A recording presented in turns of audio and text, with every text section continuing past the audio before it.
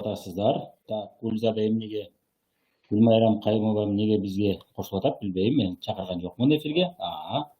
Мен өтө жарык болуп кеттим окшойт бир болсо.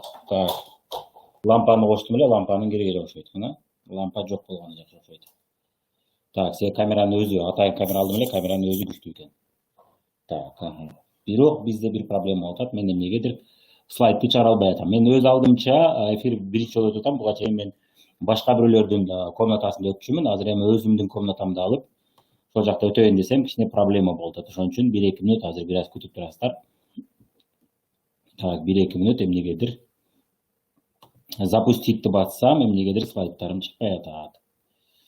Запуститти бассам, башка бирөө чыгып атат. Так, ошон үчүн биринчи жолу болгон үчүн бир аз. Так. Эгерде сиздерге мага слайд көрүнбөй атат, сиздерге көрүнүп аткан болсо айтып коесуздар. Бир нерселерди адашып, ашча бирдемелерин басып алсам. Так. Мына болду, презентация деген чыкты акыры. Так, мына ушул формат мага ыңгайлуу экен. Кандай угуп атасыздар мени? Жакшы угуп атасыздарбы? Так, Москвадан салам. Эмнегедир менин бетим өтө жарык болуп калат окшойт, же нормалдуу эле көрүнүп атабы? Так, лампаны койсом, жапжарык, өтө жарык болуп кетет. Бир болсо азайтышым керек лампаны, Кандай угулуп атат мен? Жакшы угулуп атса мага плюс басыңыздар. Так, Эльмира Эргешева эмнеге мага кошулуп атасыз билбейм. Бүгүн сабакты мен өтөм, башкалар кошулбайт. Так, мага видеону баспаңыздар. Менин сүрөтүмдү мен эгерде угулбай көрүнбөй атса, менин 4 бурчтук квадрат турат, ошо рамканы басасыздар. Камераны баспаңыздар. Камераны бассаңыздар мага чыгып аласыздар. Мен да сүйлөйүнчү деген адам болуп. Сүйлөтүп койсом анан сүйлөй албай туруп каласыздар. Так, лампамды мен кичине регулировка кылайын. Бул веб камера менде биринчи жолу иштеп атам. Жаңы веб камера алдым атайын. Компьютердикинен күчтүүрөөк болсун деп. Так, мына эми ушундай жакшы болуп атат. Так, алып салып көрдүм. Алып салсам деле, койсом деле бирдей болуп калат. Так, мени кандай угуп атасыздар? Жакшы угуп атабы? Жакшы болду. Анда настройду баштадык. Анда ким кайсы шаардан көрүп атат, кайсы жактан көрүп атат мени жазыңыздар. Ким Москвадан, Оштон, Бишкектен, Баткенден, Жалал Абадтан кана жазыңыздар. Ысык көл, Нарын, кайсы тараптар бар экен көрөлү. Ош, Кара-Балта, Екатеринбург, салам Екатеринбург, алыстан, салам алыска. Беловодск, салам. Ош, Бишкек, Ысык көл, Нарын жакында Кудай бурса барабыз, пландар бар, азыр пландаштырып атабыз. Лейлек, салам, Жалал Абад. Эң жакшы. Сону сиздер жаза бериңиздер, биз андай бул жакта уже акырын темабызды баштай берели демек.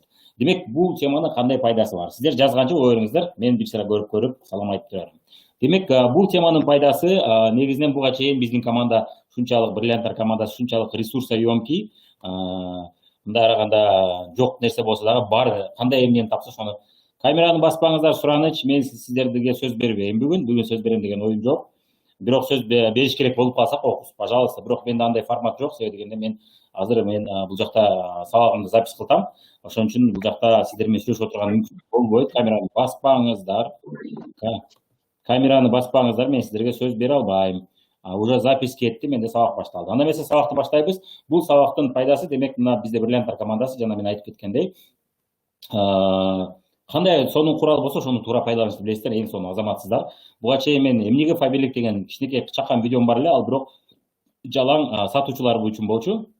Мен сатып иштейин дегендер үчүн болчу. Анан ошол сатып иштейин дегендер үчүн ошол кыскача видеону колдонот болчу элеңиздер. Бул эң сонун. Негизинен мен аны лидерлер үчүн жасаган эмесмин. Лидерлер үчүн мына атайын чоңураак кылып жасап коеюн дедим. Ошол так, мен кантип жаап салсам экен? Башкалардын бул видео камера баса берип тажатышты, мен аябай алакса турган болду. Так.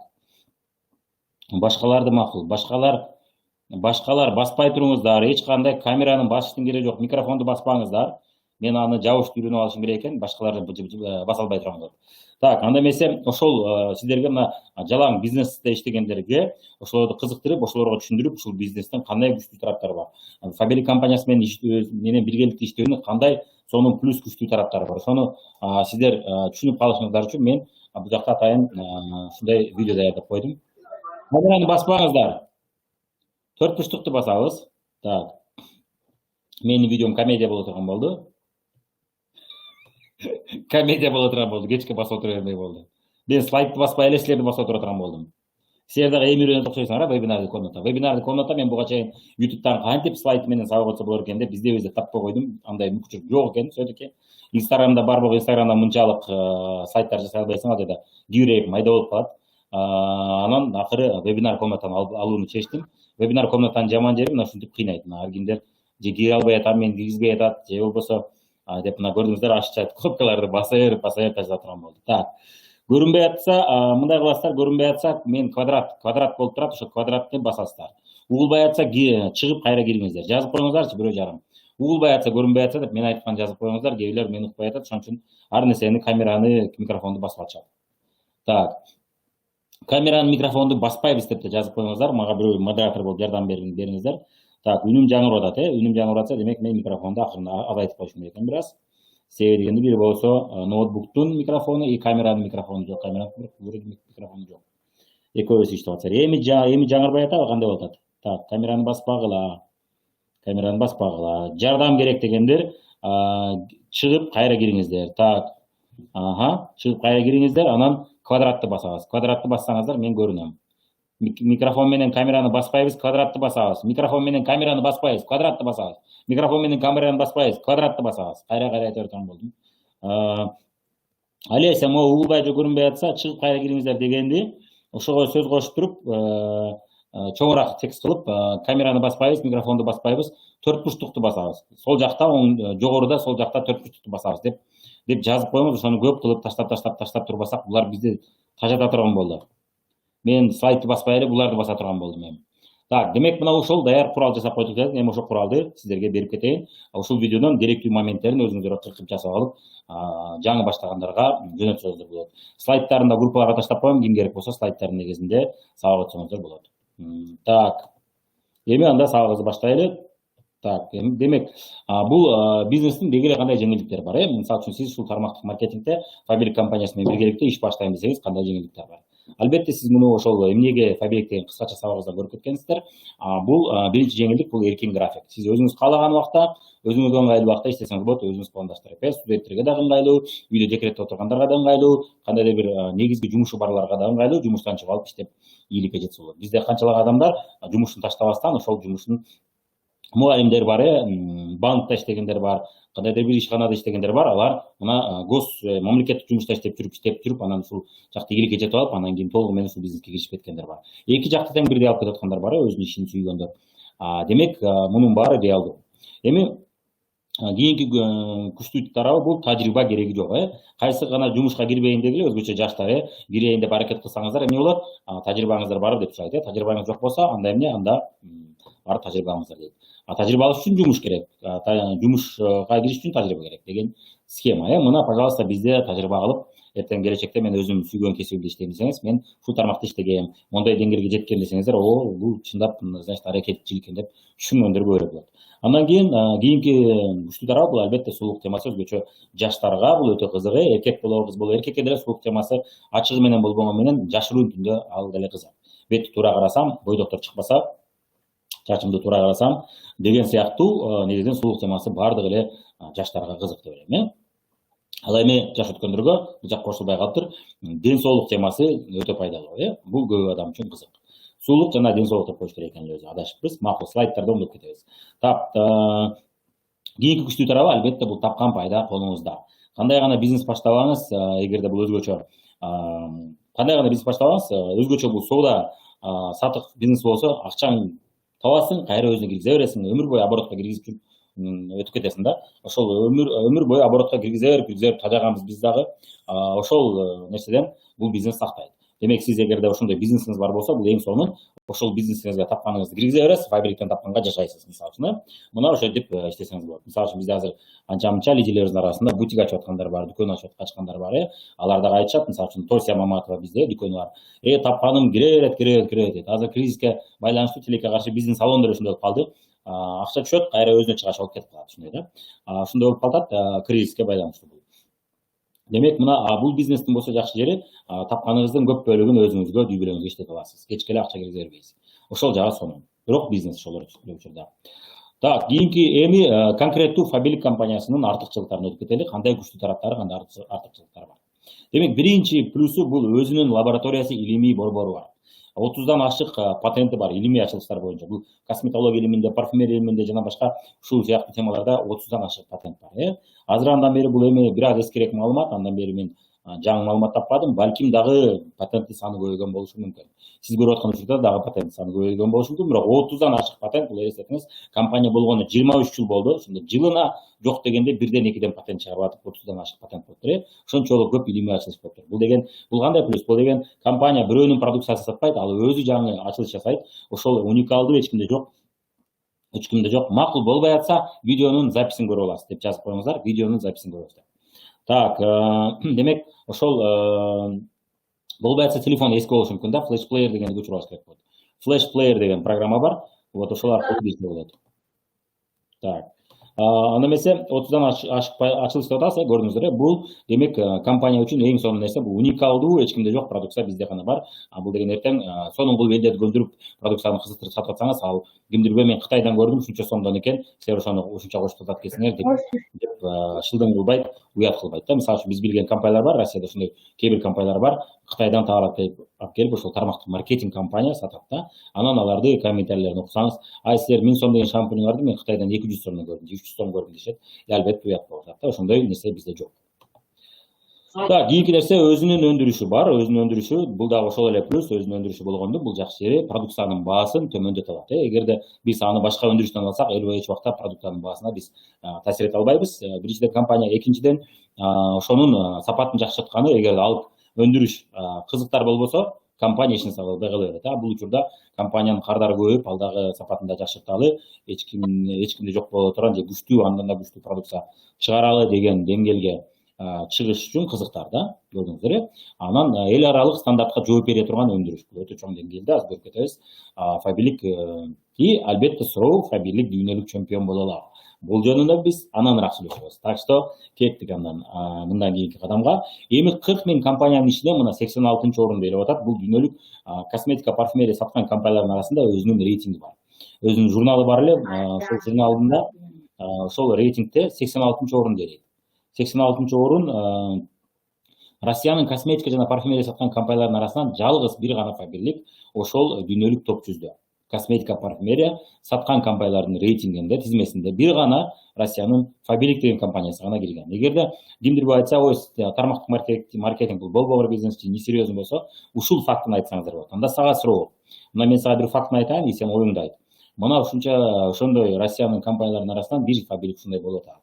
Эми сага суроо. Мына толтура компаниялар бар, дүкөн, аптека аркылуу сатат, ушундай мыкты болсо, дүкөндөр аркылуу сатат, базар аркылуу сатылат, ошондой эле сонун болсо, анда эмнеге алар тизмеде жок?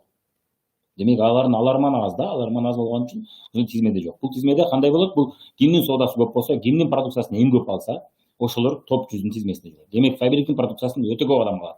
Эмнеге? Жактырган үчүн алат. Эгерде жактырбаса албайт эле. Демек ким сүйлөбөсүн ар нерсе деп, факты упрямая вещь деп коет. Факт деген бул тура берет өзүнүкүндө. Ал 1000 сайраба, 1000 сүйлөгө, мына сага деп тура берет да. Демек ошол факт өзү далил экен. Эмнеге далил? Мына Фаберлик чындап эле көпчүлүк элдерге жагат деген түшүнүк. Эгерде базар аркылуу кеткен продукция элдин баары ошону колдонуп аткан болсо, анда ал дагы топ 100гө кирмегиле. Жок, кирбей аткан жок. Эгерде дүкөн аркылуу сатуу бул туура деп эсептесе, дүкөн аркылуу дагы мынчалык көп соода болбойт экен демек. Эгерде болсо, ал топ 100гө киришкеле. Фаберлик өзү 97-жылы ачылган. Ошондо 23 жылдан бери, 24 жылдан бери мына иштеп атат, бирок 30 жылдан бери иштеген компаниялар бар. Дүкөн аркылуу сатат, базар аркылуу сатат. Кийинки момент, көптөгөн конкурстардын лауреаты, жеңүүчүсү, продукциясы аябай жылдан ар жылы ар кандай продукциялары, ар кандай конкурстардын жеңүүчүсү жана лауреаты болуп турат. Ошол дагы жазып коюңуздар, сураныч. Камера, микрофонду баспайбыз деп. 4 бурчтук рамканы басабыз деп. 4 бурчтук рамканы басса мен чыгам.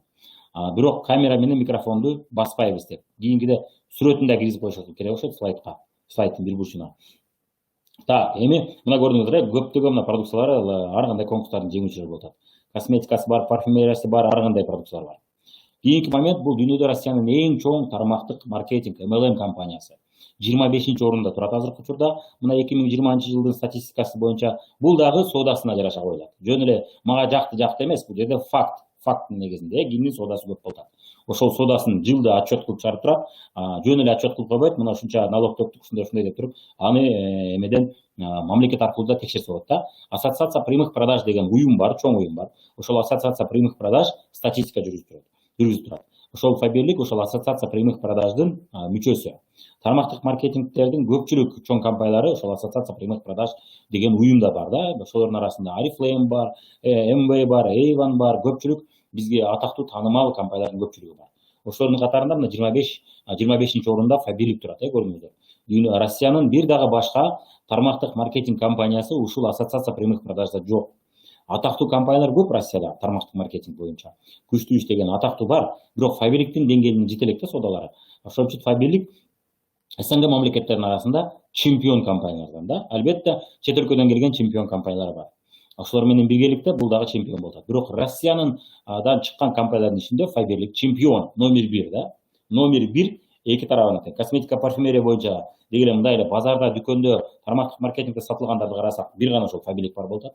Тармактык маркетинг компанияларын алсак, ошолордун арасынан номер 1 болот. Мына ушул эки факты сизди жаттап калыңыздар. Ушул эки фактыны дайым койсоңуздар болот. Фаберлик несерьезный же, сетевой маркетинг несерьезный десе, анда сага суроо, мына ушул эки фактыны сага айтам. Эмнеге анда адамдар ушунчалык көп алып атат? Эмнеге?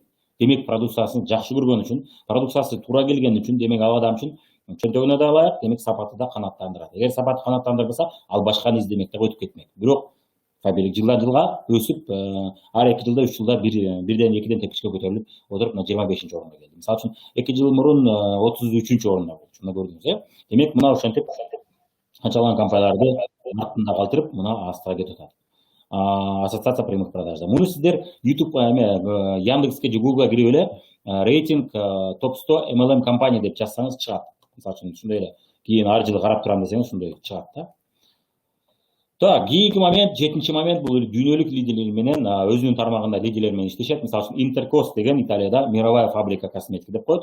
Косметиканын дүйнөлүк фабрикасы бар. Бул Интеркос деген. Ал жерде Пупа чыгат, Max Factor чыгат, Mary Kay чыгат, көпчүлүк атактуу күчтүү косметикалар ошол Интеркос чыгарып берет. Интеркос массовкасын ичин чыгарып берет да, помаданын ичин чыгарып берет, туфтун ичин чыгарып берет. Андан кийин ар бир фирма өзүнүн заводуна апарып, уже аны куюп, упаковкалап, даярдап ошо чыгарып берет. Мындайча айтканда, бул алтынды чыгарганда комбинат деп коет да. Алтынды чыгарган жерде дароо тазалай албайт, ал топурак бойдон апарып комбинатта тазалап берет да. Ошол сыяктуу чыгарган жер башка, комбинат тазалап берген жер башка деген демекчи. Интеркос ушундай ичин жасап берет да. Бирок эч убакта Интеркос өзү билип жасай албайт да. Өзү билип жасабайт, ал ошол компаниялар айткан курамды кошуп жасайт. Разработканы Фаберлик өзү жасайт, разработканы Max Factor өзү жасайт. Разработка дегенде өзүнүн лабораториясында иштеп чыгат. Кайсы учурда кирпик батыраак өсөт, же кирпикти узунураак оңой жакшы алат, же болбосо кургат тербей же түшүп калбайт деп ошону бүт өздөрү иштеп чыгат. Андан кийин ошол сырье үчүн ошол Интеркос жасап берет. Интеркос бул Италияда. Интеркоско биздин наставнигибиз Абдикаримова Махабат өз көзү менен барып көрүп келген. Мисалы үчүн биз анда жаңы келген болчу компанияга, биздин наставнигибиз Италияга барып Венецияны көргөнчө ошол заводун көрүп келген. Көпчүлүк чоң лидерлердин көбү ошону көрүп келген. Мына ошол жерде биз массовка чыгат. Мына ошондой атактуу дүйнөлүк өзүнүн темасында номер 1-лер менен иштешип келет да компания. Nika Chemicals деген бар эле, Nika Chemicals'ын дагы логотипин таппай койдум эмнегедир. Nika Chemicals болсо бул косметология илиминде да күчтүү өндүрүштөрдүн бири, ошо менен да көпчүлүк иштешип жүрдү компания биз жаңы келгенде. Азыр иштешпей калышты окшойт, уже компания өзү күчтүү болуп калды да бул темада. Анда жаңы опыты азыраак болгондуктан ошол Nika Chemicals менен көп иштешти. Мына эми парфюмерия дүйнөсүндө болсо Pierre Bourdieu, Tom Ford дагы, Felton дагы бир нече бул жерде парфюмерлер бар эле, мен тилекке каршы жак кошпой калдым. Мына ушул Pierre Bourdieu деген бул Францияда атактуу лучший нос мира деп коюшат. Мына Pierre Bourdieu ошондой титулу бар, лучший нос мира, дүйнөнүн эң мыкты мурду деген титулу бар. Бул деген жит ушунчалык сезип коет, биз сезбеген життарды, даамдарды сезет да. Мына ошол адамдар бизге ушул Францияда ушул парфюмерияларын чыгарып беришет. Кийинки момент, мына динде эң күчтүү колготкилердин бири бизде билесиздер, 20D деген жука колготкилер чыгат, тешилип калган менен сөгүлүп кетпейт. Ал эми кадимки дүкөндөрдөн алып туруп, мисалы үчүн 50 сом, 100 сом, 200 сомго, 300 сомго алсаңыз эле бир тешилгенден алып интейип үзүлүп кетет, ошондой үзүлбөйт. Бул эмне? Бул Кытайда күчтүү фабрикалардын бири ушундай колготкини чыгарат. Ал колготки Европада гана, батышта гана сатылат. СНГде башка бир дагы жерден таппайсыздар. бир гана Фабиликтен аласыздар. Көрдүңүздөр, өзүнүн темасында мыкты фирмалар менен иштешип келе атышат. Эгерде Фабилик өзү чыгара албаса, анда ошол күчтүүлөр менен иштеп чыгарып атат биргеликте. Кир жугуш порошогу мисалы үчүн Германияда чыгат. Бул да мына Фабиликтин өзүнүн азырынча мына технологиясы жок, же болбосо технологияны өнүктүрүштүн кереги жок. Германиядан бизге жакшы сапатта жакшы баада берип атат деп мына Германиянын порошогун биз сатып атабыз. Эң кызыгы ушул косметикасы менен порошоктору Германиядан, Италиядан чыгат, кайра Германия, Италиянын өзүнө сонун баада сатып атат Фабилик. Мына көрдүңүз, өзү Италиядан чыгарат, бирок Италияда аябай көп сатып атат азыр. Биздин косметика менен парфюмерияны аябай жакшы көрүп атышат Италиядачы. Вот, албетте элдин баары жапырылып колдонуп аткан жок, бирок мындай караганда жакшы кетип атат. Демек келечекте деле ошондой жакшы потенциал бар да, өзүнүн базарын Фабилик таба алат. Камера менен микрофонду баспайбыз, тажаттыңыздар уже. Кийинки нерсе бул Tsuno. Tsuno дегенибиз, Tsuno деген серия чыккан бир убакта күрүчтүн клетчаткасы кебегинен чачка ылайыктуу шампуньдар чыгарган. Мына Япониянын мыкты фирмалары. Андан кийин ICL деген серия бар, билесиздер. Бул Кореянын мыкты разработка технологияларын колдонуп, дүйнөдөн артта калбаш үчүн компания дүйнөдөгү мыкты өзүнүн темасында мыктылар менен иштешип келет. Бул бир нече мисалдар. Ошол мисалдарды эгерде айтып берсем аябай көп болот. Мына үстүртөн айтып кеттим. Демек дүйнөнүн өзүнүн темасында күчтүү лидерлер менен иштешип келет. Кийинки момент бизде мына Фабиликтин фабрикасы бул 35 000 квадрат. Өтө чоң деңгээлдеги фабрика. Мына сүрөтү, мына көрсөңүздөр, директорлор Москвага барганда, кудай буюрса экскурсияга жазылып барып көрсөңүздөр болот. Кудай буюрса дагы Москвада ассамблея болгондо сөзсүз түрдө катышып көрүп келиңиздер. Өз көзүңүз менен көрүп келген, бул албетте бул уже башка да. Мисалы үчүн мен Фабиликке жаңы келгенде, мен үчүн Фабилик эми чакан компания, чакан бизнес, анча чоң акча тапсак болот, же орто деңгээлде акча тапсак болот. Биз ал убакта чоң акчаны элестеткен деле эмеспиз. Биз үчүн $1000 өзү чоң акча болчу. $1000 чыксак биз турмуш ушунчалык сонун өзгөрөт, ушунчалык жакшы көрөбүз го бул бизнести деп ойлогонбуз. Анан албетте бул компания менен көбүрөөк иштешип, таанышып келгенде уже эмнени көрдүк, фабриканы көргөндө көзүбүз ачылды, ушунчалык чоң экен, аябай чоң фабрика экен деп. Демек компания ушунчалык чоң деңгээлдеги компания экен. Так, камера менен микрофонду баспайбыз, тажаттыңар. Камера менен микрофонду баспайбыз деп жазып койгочу. Угул басса запистен көрөсүздөр, запистен көрүп аласыздар, Мага камера менен микрофонду баспаңыздар. Так, эми мына 155 000 единиц готовый продукция болот, 155 миллион, мына жылына 155 миллион мына карагандай продукция чыгат, көрдүңүздөр, бир жылда. Мына бул ушунун негизинде Москва, так, бул жакта бар бекен, бар болуш керек. Москвада Россиянын эң чоң ишканасы деген наам алды. Эң чоң ишканасы, демек эң чоң партияда чыгара турган ишкана болду. Мына Россиянын стратегический топ-50 компания деген тизмесинде жүрөт. Эмнеге дегенде, ошонун айынан мына Собянин дагы өзү келип кетти бизде. Так, Собянин дагы өзү келип кетти. Ушул 55 адамдын ичинен ушул кыйнап атасыңарбы? 200 адам, 300 адам кирсе вообще кыйнайт экенсиңер да. Тадаттыңар го микрофон менен камераны баспайбыз деп койгулачы. Жазып койгула. Микрофон, камераны баспайбыз деп. Баспагыла деп көп кылып, чоң кылып жазып туруп 3-4 жолу таштап койгулачы, тажатып басайыр. Угулбай атса жазып коюңуздар. Угулуп көрүнбөсө запистен көрүп аласыздар. Так. Мен кечке колум ушу камера менен микрофонду жана крестигинен жылбай турган болду. Кийинки слайдты бассам эле ачып алачак. Мына көрдүңүздөр, мына самое крупное предприятие в России деген 2019-жылы мына Россияда эң чоң предприятиянын намын алыштыр. Бул өндүрүш компанияларынын ичинен да өндүрүш. Албетте эң чоң Газпром болушу мүмкүн, нефть компаниялары, алмаз компаниялары болушу мүмкүн, бирок алар добыча да уже. Алар өндүрүш эмес. Өндүрүш компанияларынын ичинде эң крупный предприятие деген наам алды. Так, дагы крестикте даярдалсын колум. Кийинки момент бул күчтүү блогерлер, актерлор, спортсмендер менен иштешет. Мисалы үчүн Немов деген өзүнүн темасында штангист күчтүү. Россияда алардан сурасаңар көбү тааныйт. Ягудин деген бар, или Ягудинби чыгса бул менин каталогдон көрүп жүргөм да, мындай. Аны спортко өзүм кызык калган үчүн билбейт экенмин. Бирок мындай издеп көрсөңүздөр, бул фигурное катание, музда жанагы тепкен спортчу. Кийинки Хаматова, Шулпан Хаматова бул атактуу актер, актриса. Көп кинолордон көрсөңүздөр болот. Шулпан Хаматова аябай атактуу актриса. Фабилик менен бир 3-4 жылбы же 5 жылда иштешип жүрдү.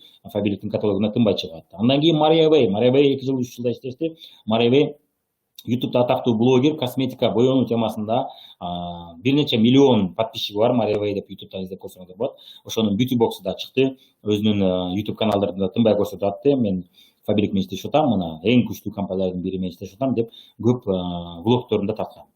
Андан кийин эми күчтүү бизнес тренерлер жана бренд менеджерлер менен иштешет. Тынбайчы. Мына мисалы үчүн Азарионок бренд менеджер, жеке бренд өнүктүрүү боюнча күчтүү специалист. Биздин компаниябыздын YouTube каналында ТВ Фаберлик деген каналына кирип көрсөңүздөр, Мария Азарионок деген бренд именно Инстаграмда кантип өнүктүрөбүз өзүңүздү, ВКонтактеде кантип өнүктүрөбүз, бүт баардыгы боюнча сонун сабактарын бөлүшөт акысыз. Компания чоң суммага төлөп койгон үчүн. Өзүндө окуйм десеңиз, жок дегенде 20 миң, 30 миң, 40 миң төлөп окуйсуз.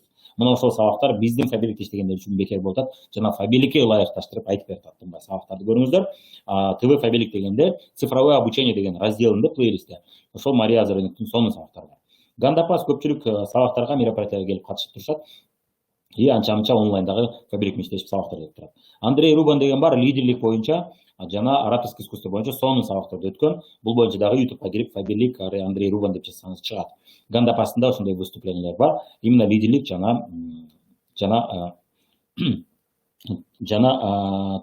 лидерлик жана ораторский искусство боюнча сонун сабактар бар. Так, угулуп атат, эң жакшы. Так, звук канча болбой атабы, звук. Мени кандай угуп атасыздар? Бир текшерип коелу. Кандай болуп атат? Бир текшерип коелу. Мен колум менен жаап албадым микрофонду. Так, петличный микрофон кылсам анча болбойт экен. Ошон үчүн петличный микрофону жок сүрүп атабыз. Так, жакшы, кеттик анда. Жакшы сон. Кетти анда. Кийинки момент бул күчтүү модельерлер. Компания Фаберлик компаниясы өтө күчтүү модельерлер менен иштешет. Бул мисалы үчүн бул жакта оң жакта көрүп атасыз, мына Кутюрье. Кутюрье болду 2018-жылы же 2019-жылы биз бардык. Москвада барганда ассамблея болду, ошондо Кутюрьеге катыштык. Кутюрьеге жалаң чоң деңгээлдеги лидерлерди чакырды.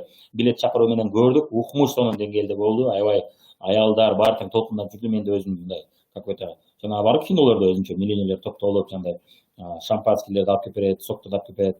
Сонун официанттар тейлейт. Ушундай деңгээлде анан өздөрүнчө эле модаларды көрсөтөт, аны көрүп отурат. Акчалар анан заказ беришет. Ошондой сезип отурдук да өзүбүздө. Деги эле тармактык маркетинг компанияларынын ичинен бир гана Фаберлик дүйнөлүк деңгээлде Кутюрье уюштурду. То есть ал жакта Франциядан, ал жактан коноктор, модельерлер келип көрүп отурушту да. Кутюрье деген бул эмне? Бул высокая мода. Бул жогорку деңгээлдеги мода. Демек Фаберлик ушунчалык мода боюнча күчтүү өнүгүп атат. Ушул Кутюрьеда уюштура алат деген нерсе да. Бул деген ушундай сонун деңгээлде дизайндарды чыгарат деген түшүндүрөт. Тармактык маркетинг компанияларынын ичинен бир дагы андай Кутюрье болгон эмес да. Эч ким уюштурган эмес. Жана кийим мода темасында азыркы учурда тармактык маркетинг компанияларынын арасында Фаберлик номер 1 лидер болгону кетип атат. Ошол жолдо басып кетип атат да. Ичинде эле ошо көп компаниялар эгер кийим бошчу болсо, кууп жетиши кыйын болот. Анткени дегенде мына атактуу өзүнүн аты чыккан аябай атактуу модельер, дизайнерлер менен иштеп келди буга чейин. Алена Ахмадалинова менен иштеп кетти, Валентин Юдашкин менен иштеп кетти, Алексей Рогов менен иштеп кетти. Булар сонун күчтүү дизайнерлер, каталогтун анча-мынча көңүл буруп карап турсаңыздар, сонун дизайнерлер менен иштешип келүүдө азыркы учурда. Ошондуктан Фаберликтин компаниясынын продукциялары, кийимдери жогорку деңгээлде чыгат. Ивановдада мына чоң кийим тигүүчү фабрикасы бар, мына көрсөңүздөр болот. Жада калса мына ошол жактын чоң акимге окшогон губернаторлор келип, ачылышына катышып кетишти. Мына Фурманов деген губернияда мына ошол чоң фабрика ачылды. Ал жерде канчалаган биздин бир туугандар, канчалаган биздин жирдештер, ошол фабрикаларында, Фаберликтин өзүндө фабрикаларында канчалаган кыргыздар иштешет, кыргызстандыктар иштешет. Мен ошол жерде көрүп тааныштым. Кыргызстандыктар, өзбекстандыктар, Орто Азиядан деги эле көп адамдар иштешет. Биз бир убакта ошол фабриканын жанында жашаганбыз. Ошол жерде молодежное движение деген проект болгон. Жалаң жаштарды топтоп, сабактарды өтүп, бири-бири менен опыт бөлүшүп, тапшырма берип, ошол тапшырманы текшерип, ошону гонять этет эле. Ошол мезгилде биз фабрикада көп мен кыргыздар менен таанышып аттым да. Фабрикадан кечкурун чыгып атканда, эртең келе атканда атайын чыгып, аларга баракча таратып, таанышат элем, каталогдорду берип, аларды каттапчы. Алар өзү ал жактан акысыз эле катталып алып, катталбай эле жөн эле өз баасында октонбайда алса болот эле да. Анан мен бирок бизнеске кызыгам десеңер, эми ошондой ошол жактан эле клиент болбосоң, Фаберликте дагы катталып бизнес кылсаңар болот деп чакырат элем да аларда. Күндө эртең менен саат 9-да келет эле, алар 9-да мен туруп алып, ошо жерде алар менен таанышып номерленип алат элем. Анан кечкурун 6-да кетишет эле, 6-да дагы ошону таанышат элем. Ошол сыяктуу канчалаган биздин жердештер ошол жакта иштеп нан таап жүрүшөт. Биз демек Фаберликтин продукциясын алган сайын ошол адамдарга жумуш орундарды берип атабыз. Вот ошол мааниде дагы ошого көңүл буруп, ошол жактан алсаңыздар болот. Мына Фаберликти продукциясын алып атканда мен ошого салым кошуп атам деп айтсам болот өзүңүзгө. Бул сизге албетте дагы стимул болот. Көптөгөн адамдарга дагы, кардарларга ушул сөздү айтып, мисалы үчүн продукцияны көбүрөөк алууга кызыктырсаңыз болот. Аргументтердин бири да бул албетте ошолор жумуш орунда болуп калсын деп эле албайт ал. башка себептерден алат, бирок ошол кошумча аргумент болуп калат, кошумча себеп болуп калат аларга. Так, кийинки момент бул СНГ мамлекеттеринде MLM тармактык маркетинг компанияларынын арасында эң чоң ассортимент. Мындан чоң ассортимент пока бир дагы компанияларда жок азыр СНГ мамлекеттеринде. Дүйнөдө бар, бирок СНГ мамлекеттеринде азыр номер 1 бул Фаберлик ассортименттин эң чоңдугу боюнча. Кыргызстанда бул 3000ге жакын товар түрү, ал эми Казакстан, Россия чоң мамлекеттерде, Украина сыяктуу 6000ге жакын түрү бар товардын. Так, мына көрдүңүздөр, ары кандай тематика. Бул жакта мына ден соолук, негизинен ден соолук жана тазалык, үй каражаттар, үй буюмдары, косметика для дома деген. Андан кийин дом деген бар, андан кийин суулук темасы, андан кийин кийим кече деген темасы негизи. И тамак аш темасы бул жакта жок экен эмнегедир? Тамак аш темасын ден соолук кошуп коюптур, тамак аш темасы да күчтүү өнүгүп баратат. Жада калса мына кулак чукугуч пайда болуп калды. Мына кулак тазалагыч пайда болуп калды, элестетиңиздер. Атак памперс боюнча биз жолубузда айтып кеттик, памперсти дагы макул караштырабыз деди жетекчиге. Вице-президент же гендиректор Бармашев болуп калган. Бармашев азыркы учурда Нечаевдин орун басары Бармашев болуп калган. Бармашев буга чейин орун басары болуп иштеп жүрдү. Бармашев бир убакта тармактык маркетингде өтө чоң деңгээлде командасы болгон. Демек ал сетевик, бывший сетевик, ошон үчүн биздин тилди жакшы түшүнөт, ошон үчүн көп нерселерди сонун жасап атат. Американы да ошол ачкан ошол Бармашевдин туткусу болду. Бармашев сонун иштерди жасап атат. Ошон үчүн Фаберлик азыр мурдагыдан дагы көрөсүздөр, сонун нерселер жасайт, сонун башкача кадамдарды жасайт. Анткени дегенде Нечаев көбүрөөк өндүрүштүн адамы болсо, ал өндүрүштү жакшы билет. Бармашев бул именно өнүктүрүү, сатуу темасында күчтүү да. Ошол себептен мурунда иштеп келгенде сонун видеолор жасайт эле, сонун роликтер жасайт эле, YouTube'да биз тынбай колдонот элек. Дагы көп өсүүлөрдү, өзгөрүштөр жасайт. Эми көрүп кетели, бул жерде положительный эффект масштаба. Эффект масштаба деген түшүндүрүп кетейин. Эмне үчүн Фаберликтин продукциясы жеткиликтүү баада, мына тармактык маркетинг компанияларынын арасында Фаберлик эң жеткиликтүү баада элдерге продукцияны берип атат. Муну сиздер дайыма айтып эле жүрөсүздөр. Эми ошого бир аз түшүндүрмө берип кетели. Кимдир айтып калса, эми Фаберлик эмнеге арзан? Сапат анча эмес болгон үчүн арзанда деп калса, ошого жооп бере билишиңиздер үчүн мына сиздерге аргументтер, далилдер, мисалдар берип кетели. Биринчи себеби бул мына 1 деп турат, номер 1 көрдүңүздөр, номер 1 бул 10.000 штук дана деп турат. Биринчи себеби бул эффект масштаба. Эффект масштабаны түшүнүп алыңыздар, эффект масштаба деген бул эмне? Бул экономикада ушундай эффект бар. Бул деген мындай. На средние общие издержки снижаются по мере увеличения объема производства. Демек, башкача айтканда, сиз канчалык көп дана чыгарсаңыз бир нерсени, бирдемени, бир продукцияны, ошончолук анын баасы ошончолук арзан болот. Көрдүңүздөр, Демек, саны канчалык көп болгон сайын анын баасы ошончолук төмөн болот. Эгерде саны аз болсо, анда баасы жогору болот. Азыр мисалы үчүн көрөлү. Мисалы үчүн айталы бир компания N деген компания, ой биз мындай крутойбуз, биздин төрөбүз, антөрөбүз деп келди. Жаңы компания, бирок ал 10 миң эле дана шампунь чыгарат. Анын өздүк баасы, анын чыгарып өздүрүп өнүктүргөн баасы, өз иштеп чыккан баасы 300 сомдон чыгып атат. Өздүк баасы, себестоимость деп коет, Ошол компаниядан чыккан баасы 300 сом дейли. Бирок 300 сом маркетингге кетет. Бул бир эле тармактык маркетинг эмес. Мисалы үчүн сиз мисалы үчүн тааныган атактуу брендтерди эле жана дүкөндөн алсаңыз, атактуу кандай болбосун, Head and Shoulders болобу, Procter & Gamble болобу, же болбосо Wash & Go болобу, кандай шампунь болбосун, Timothy болобу, булардын баары тең өздүк баасы болот, анан маркетинг баасы болот. Маркетинг баасы деген бул деген рекламага кеткен чыгаша. Ал сөзсүз түрдө болот, рекламасы жок. Азыр эч бир товар өтпөй калды, билесиздер, Себеби дегенде товарлардын түрү көп, адамдардын башы айланат. Ошон үчүн реклама көп нерсени чечип коет. Ошон үчүн рекламалык бюджет деп коет, же маркетинг бюджет деп коет. Ошол маркетинг бюджети 300 сом түзөт дейли. 300 сомду себеби данасы аз болгон үчүн анын чыгашасы да көп кетет. Мисалы үчүн элестетиңиз, сиз 10 миң шампуньду сатуу үчүн деле ошол эле рекламаны кетиресиз. Миллион дана шампуньду сатуу үчүн деле ошондой эле чыгаша кетесиз. Бирок ошол штугуна эсептегенде аз болуп калат да. Мисалы бир шампуньду сатуу үчүн 100 сом кетет. Мисалы үчүн экинчи учурда мына Фаберлик миллион дана шампунь чыгарды. Анын маркетингге рекламага кетирген чыгашасы 100 сом болуп калат. Белки компания 10 миң эле дана чыгарган үчүн анын рекламага кетирген, бир шампуньга кетирген акчасы бул 300 сом болот. Көрдүңүздөр, бир шампуньду сатуу үчүн. Демек көрөлү, мына натыйжасында биринчи компания N деген компанияда 600 сомдон болуп калды шампунь. Мына ошол шампунь, ошол эле курам, ошол эле сапат, ошол эле курам, бирок 600 сом турат. Эми Фаберликтин учурунда болсо, миллион дананы чыгарган үчүн анын өздүк баасы 100 сом болду дагы, рекламага кетирген чыгашасы 100 сом болду. Натыйжасында 200 сом болуп калды. Мына же сиз Фаберликтен 200 сомдук шампуньду аласыз, ошол эле курам, ошол эле сапат, же болбосо сиз ошол эле курам, ошол эле составды, ошол эле сапатты сиз башка компаниядан 600 сомдон аласыз. Эмнеге? Бул жаңы компания. Ошон үчүн жаңы компаниялардын продукциясы дайым кымбат болот ал. тилекке каршы каалабайбы, таарынабы, капа болобу бизге баары бир, бирок фактын айтканда анын шампуню ошол эле курам менен 600 сом болуп тура берет. Ошол эле курам менен Faberlic 200 сомдон сатылат. Эмнеге дегенде миллион даанын чыгарат. Faberlic'тин азыркы учурда консультанттардын саны, мен акыркы 4 жыл 5 жыл мурун келгенде уже 5 миллион консультант бар болчу. Бул деген 5 миллион адам кардар экен да. Албетте анын баары карда бар болбойт, аны эсептеп чыгарыш кыйын, бирок 5 миллион адамга жакын катталган Faberlic'тен көрдүңүздөр ошол мезгилде.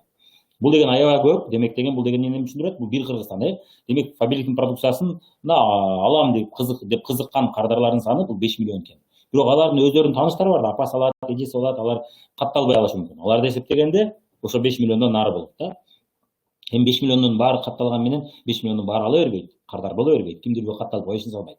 Бирок алардын тааныштарын эсептегенде, жана алып аткан, сен аркылуу алайынчы дегенде эсептегенде ошол 5 миллионго барып калат. Көрдүңүздөр, бир Кыргызстан Faberlic'тин продукциясын алат. Анан албетте миллион даана шампунь чыгарат да. Көрдүңүздөр, же 2 миллион, же 3 миллион. Бул эми мисал. Биринчи себеби бул товардын арзан болгонунун себеби, биринчи бул эффект масштабы.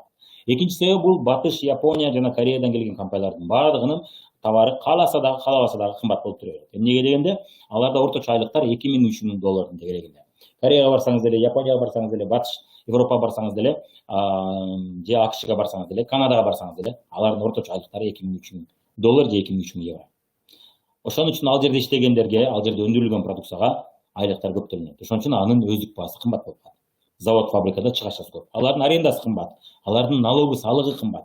Ошон үчүн өздүк баасы кымбат болуп калат. Мисалы үчүн Европада сиз мисалы үчүн 100 000 сом акча тапсаңыз, 40% же 45% налогко төлөйсүз. Бул деген 45 000 сомду сиз мамлекетке төлөп коесуз. Салык катары. Калган 55 000 сизге таза калат. Бизде Кыргызстанда, Россияда, мисалы үчүн биз 100 000 сом киреше көрсөк, бизде 3% Кыргызстанда, Россияда 6%. 3 000 сом бересиз, же 6 000 сом бересиз. Мына көрдүңүз. Андан да биздин эл еще наразы болот. Бизде мамлекет карабайт, мүмкүнчүлүк бербейт, бизнеске карабайт, мындай. Европага барып бизнес жасап көргүлө. Жан деп кайра Кыргызстанга келесиз. Кыргызстанда сонун экен депчи. Бизде мамлекет карабайт эмес эле сонун мүмкүнчүлүктөрдү берип атат, биз ошону түшүнбөй атпыз, эркелеп отуруппуз дейт. А Европада уже көп бизнестер бутуна түшүп, бутуна туруп калган үчүн, ылайыкташып уже калыбына келип калган үчүн, ал жакта проценттер жогору, салыктар. Кийинде эле бизде ошол салыктар жогору барат. Ошон үчүн мамлекеттин колуна акча көп түшөт да, мамлекет көп нерсени жасай алат, көп жардамды бере алат. А бирок азыр аз түшөт. Эмнеге? Бизнести колдобосо эртең ал бизнестер өнүкпөйт дагы, чоң бизнестерге айланбайт дагы, бирөөлөрдүн товарын алып жүрө беребиз да. Көрдүңүздөр. Ошон үчүн Россия сынга мамлекеттери өздөрүнүн компанияларын өнүктүрүү максатында мына аз салык коюп атат. Европада көп коюп атат. Ошол себептен эмне товары, ал жактын товары кымбат болуп калат дагы, биздики арзан болуп калат. Көрдүңүздөр. И албетте алардын айлыгы 2 000-3 000 доллар болгондуктан алар арзан сата албайт биздегидей. СНГ мамлекеттеринде, Россияда чыккан продукциялар да арзан сата алат. Эмнеге дегенде, Россияда, СНГ мамлекеттеринде орточо айлыктар 200 доллар, 300 доллар, 150 доллар да бар жерлери бар. Мисалы үчүн өзгөчө региондордо Бишкекте 200-300 доллар. Ошто да ошого жакын болушу мүмкүн. Мисалы үчүн ошол эле салыштырмалуу Нарында, Караколдо айлыктар, орточо айлыктар 150-200 доллар болушу мүмкүн. Вот 200 доллар бул жакшы айлык деп эсептелет. Ошондой айлыктарды алып аткан мамлекеттерде эч убакта товарды кымбат сатпайт. Жана ал жакта бир нерсе өндүрүп чыгарсаң дагы арзан түшөт. Көрдүңүздөр. Бирок эффект масштаба көзөмөлгө алынса, эффект масштабы иштесе. Ошон үчүн Кыргызстандан бардык эле товарлар чыкканда арзан чыга бербейт. Мисалы үчүн шампунь чыгарсак, Кыргызстанда арзан чыга албайт, чыкпайт. Эмнеге дегенде, Кыргызстандын шампуньун Кыргызстанда колдоп коюлду алган менен биздин саныбыз аз. Россиянын шампунь чыкса, Россиянын колдоп коелу деген бул уже 140 миллион колдоп коет. Элестетиңиз, Кыргызстандан чыккан шампуньду 5 миллион колдоп коет. Ошон үчүн аз өтөт да, көрдүңүздөр. Ошон үчүн бардык эле товарлар Кыргызстанда арзан чыга албайт. Бар кээ бир товарлар Кыргызстандан арзан чыгат. Ошон үчүн бул жерде эки моменттен иштеш керек. Эки момент иштеш керек бир убакта. Эффект масштаба да иштеш керек. Каларманы көп болуш керек, жакшы сатылыш керек. Экинчиси бул элдин айлыгы төмөн болуш керек. Как раз ошол идеалдуу момент. Мисалы үчүн Кытайда дагы ошол нерсе. Эмне үчүн Кытай дүйнөнү ээлеп алды? Ошол Кытайда айлыктар арзан болуп, арендалар арзан болгон үчүн ал жакта өндүрүш арзан болду. Ошон үчүн көп нерсени Кытайда чыгарган выгодный болду дагы. Элдер бардык товарды, бардык нерсени ошол Кытайдан чыгарып калды. Жада азыр Америка батыштар деле, iPhone деле билсеңиздер керек, Вьетнам менен Тайванда чыгат. Samsung деле ошол. Эмнеге дегенде ал жакта айлыктар арзан, жана адамдардын саны көп. Ошол жакта сатса деле көп чыгат, көп алышат, көрдүңүз. Так, атак албетте аны дүйнөлүк деңгээлде сатат ал товарларды. Samsung деле дүйнөлүкдө сатат, iPhone деле. Эффект масштаба болгон үчүн ал башка компаниялардан ошол эле акчага күчтүү нерсени, көп нерсени бере алат да. Көп саткандыктан. Так, кийинки момент, бул демек ошон үчүн элдердин айлыгы жогору болгон үчүн батыштан чет өлкөдөн келген компаниялардын товары кымбат болуп тура берет. Мисалга айталы, Zara же болбосо Дольче Габбаналар ошол Европа батышта, Америкада, АКШда алар элдин чөнтөгүнө ылайык орточо деңгээлдеги товарлар да. Бизге келгенде алар люкс, кымбат товар болуп калат. Аны акчалуулар алып, о Зара кийет экен, о бул деген Дольче Габбана кийет экен. Биз жанагы подделканы айтып аткан жокпуз же репликаны айтып аткан жокпуз. Биз ошол Puma кийет экен, Adidas кийет экен деген. Бул чындап сиз мисалы четиркке барып алсаңыз, алар кымбат да. Бизге келгенде ошол кымбат баада келип калат. Эгерде чыныгы эме, мисалы үчүн эме деген Лин Кытайдын компаниясы ачылды го бери, Лининг. Линингде мисалы үчүн сиз барып кийим алам десеңиз, жок дегенде биз 1 шым эле 3 сом 4 сом болот да. Эмнеге дегенде алар ошол мамлекеттер үчүн бул күчтүү деңгээлдеги продукция, бирок ал элдин чөнтөгүнө ылайык. Кытайда андай эмес, дүйнөлүк деңгээлде. Ал Европа башка мамлекеттерде да бар да. Линингде мисалы үчүн сиз Малайзияга барып же Сингапурга барып келип билсеңиз, ошол эле биздегидей эле бааларды сатып аткан болот. Бир аз арзаныраак сатып аткан болушу мүмкүн, бирок бизге келгенде ал кымбат болуп калат. Эмнеге? Биздин айлыктар төмөн да. Алар үчүн бул орточо деңгээлдеги товарлар. Алардын эми 2000 доллар алып аткан үчүн мисалы үчүн 4000 сомдук шым нормаль шым, зато сапаты жогору. Бирок сапаты чындап айырмасы бар. Биздин репликалардан айырмасы бар. Бирок эгерде мисалы үчүн Түркиянын сапаты менен салыштырсак, Түркиянын сапаты менен биздин кийимдердин, фабриктин кийимдердин сапаты бирдей эле. Көрдүңүз, эмнеге экөө тең арзан мамлекеттер да, Түркия менен Россия арзан мамлекеттер болгондуктан булар ошол жакшы баада чыгара алат экөө тең. Так, көрдүңүздөр, эми ошол Zara жана башка бизге келгенде кымбат болуп калат. Бирок ошол Zara'ны чындап эле ошол деңгээлде бизде өндүрүп чыгарып, өнүктүрүп, азыр фабриктер ошого баратат, өнүктүрүп күчтүү фирмалар чыкканда эртең ошол Zara'нын эле сапатын биякта арзан чыгарып бере алат да. Эмнеге дегенде айлыктар бизде төмөн, ошого жараша төмөн өндүрүп чыгарылат жана төмөн баада сатылат бизге ылайык. Бирок баардык эле компаниялар ошол баада келген баада сатып аткан жок. Мисалы үчүн Oriflame жана Avon компаниялар бар, алар ошол биздин базарга ылайыкташып товарлардын баасын түшүргөн. Кыйла төмөн да. Мисалы үчүн Европада башка баада сатылат, биякта башка баада сатылат. Фабрикте ошондой болот, Европада баада сиз ушул фабрикте алам десеңиз, ал кымбат баада сатылат. Эмнеге дегенде элдин чөнтөгүнө, элдин айлыгына ылайык сатылган. Коюлган да. Эгерде ал арзан коюп койсо, уже ал адамдар всё арзан экен, что-то подозрительный экен, албай эле коелучу дейт да. Ошон үчүн кымбат сатылат, көрдүңүз. Бирок көпчүлүк тармактык маркетинг компаниялар бияка келгенде арзандатып аткан жок. Ошон үчүн бул жака келгенде кымбат болуп калат да. Анан булар айла жок, бул люкс, бул фабриктен жогору сапаты дешет. Жок, чынында андай эмес. Эмнеге дегенде фабрик бул уже күчтүү компания. Жаңы чыкканда айырмасы болгон. Мисалы жаңы чыкканда деле Япониянын деле, Кореянын деле техникасы Европаныкына жеткен эмес сапаты боюнча. Бирок кийин кууп жетти, күчтүү болуп калды, ошол эле сапатты арзан баада берип калды. Фабриктагы азыр ошондой болуп калган кези компаниядагы фабрик азыр чындап эле күчтүү сапатты арзан баада бере алат. Эмнеге дегенде өтө көп аларман бар, ошон үчүн аны кактайт. Экинчиден тажрыйбасы чоң, үчүнчүдөн уже көп компаниялар менен иштешип отуруп, дүйнөдө жана номер 1 өзүнүн темасынын номер 1 иштешип отуруп, кыйла опыт алып алды, кыйла көп нерсе үйрөнүп алып, күчтүү компания катарына кирип калды. Ошон үчүн ошол эле сапатты арзан баада бере алат. Бул экинчи себеп, көрдүңүз. Ошого үчүнчү себеп бул өндүрүш, баа коюу саясаты. Муну айтып кетти уже. Демек, кээ бир компаниялар бул жака СНГ мамлекеттерине келгенде баасын түшүрүп атат, кээ бирлери түшүрбөй атат. Мына Avon менен Oriflame азаматтар түшүрдү, ошон үчүн алар СНГ мамлекеттеринде соода саттык боюнча номер 1-де турат. Кимдир бөдөн угушу мүмкүн? Oriflame номер 1. Ооба, соода саттык боюнча номер 1. СНГ мамлекеттеринде соода саттык, бирок сапат боюнча эмес. Бул деген сапат боюнча деген түшүндүрбөйт. Сапат боюнча бул компаниялардын сапаты начар дебейм, фабриктен мыкты да дебейм. Божомол айтканда экөө бирдей эле сапатты берет да. Болгону алардын товары Oriflame'дики кымбатыраак болуп калат, фабрик арзаныраак болуп калат. Эмненин себебинен азыр көрөбүз. Бирок Oriflame кыйла арзандаткан аракет кылып, ошого көзөмөл кылган аракет кылат. Так, азыр суроолорго акырында жооп берип кетебиз. Пока ушул мен берип аткан слайд боюнча суроо болбосо, пока айтпай суроолоруңуздарды бербей тура бересиздер. Так, кийинки момент, баа коюу саясаты ар кандай дедик, көрдүңүз. Баа коюу саясаты бул үчүнчү себеби. Төртүнчү себеби бул эмне? Бул доллардын курсу. Эгерде товарлар бизге долларга байланып келсе, же еврого байланып келсе, алардын баалары өсө берет. Мисалы үчүн биз айткан көпчүлүк батыштан келген компаниялардын баалары ар 5-10 жылда көтөрүлүп турат. Эмнеге дегенде доллар көтөрүлгөндө алар ошол товардын баасын жок көтөрбөй эле коелу дебейт, доллар курсуна жараша баасы көтөрүлөт. Автоматтык түрдө көтөрүлөт. Бул эме түшүндүрөт. Бул деген сиз кардарларыңызды көндүрүп койсоңуз, мисалы үчүн кече эле шампуньдалар 200 сомдон 300 сомдон алып аткан болсо, эми товар ошол эле шампуньдалар 400 сомдон 500 сомдон алып калат да. Эмне кылат? Кимдир бирөө, баары эмес, кимдир бирөө чыдап ала берет. Кимдир бирөө уже башка жактан издей баштайт. Кимден издейт? Бизден издейт. Ошондой эле шампунь окшойт, мына жууп көрдүм, мага жакты. Мен ушуну эле алам. Лучше андан көрө 200 сом арзаныраак алам дагы. 200 сомго мен дагы бир бальзам алам мисалы үчүн деп, ошентип кардарлар издей баштайт. Демек, эгерде сиз ал компаниялар менен иштечү болсоңуз, ар 5-10 жылда сиз кардар жоготуп турасыз. көрдүңүз. Ал эми бизде андай проблема жок. Бизде рубльдин курсу көтөрүлө бербейт. Ал курс бирдей турат ал. Ар 5-10 жылда көтөрүлө бербейт. Тескерисинче түшүшү мүмкүн. Муну мен по секрету сиздерге айтып коеюн.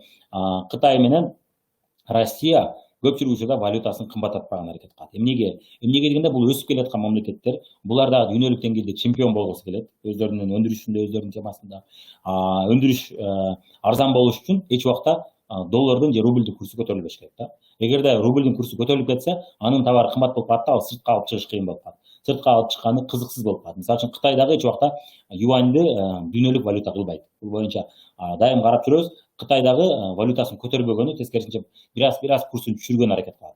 Элге бул жакпашы мүмкүн. Мисалы үчүн кечээ сиздин 10 000 сомуңуз, эми айталы 10 000 сом алдыңыз колуңузга, бирок 10 000 сом эмес, 8 000 сом болуп калышы мүмкүн да. Ошол мезгилде сиз жиниңиз келиши мүмкүн. Бирок ушул нерсени жасап турбаса өндүрүш өнүкпөйт да. Эмнеге дегенде Россиядан чыккан, Кытайдан чыккан товарлар жакшы, чет өлкөгө жакшы чыгыш үчүн алардын товары арзан болуш керек. Ошон үчүн алар курсун көтөрбөйт. Тескерисинче девальвация кылып түшүрүп турган аракет кылат. Мисалы үчүн Казакстанда да девальвация болду. Ошол девальвация болгондон кийин алардын тамак аш жана башкалардын баалары Кыргызстан менен бирдей болуп калды. Азыр сиз Алматыга барып тамак аш алсаңыз, Бишкектен арзан аласыз. Тамак ашка акчаңыз аз кетет. Эмнеге ошол девальвациянын айынан. Демек Казакстандан чыккан товарлар дүйнөлүк деңгээлге оңоюраак сатылат. Көрдүңүз, башка мамлекеттерге, жада калса Кыргызстанга оңоюраак сатылат. Эмнеге дегенде элдер мурункудан арзан иштөөгө даяр болуп калды.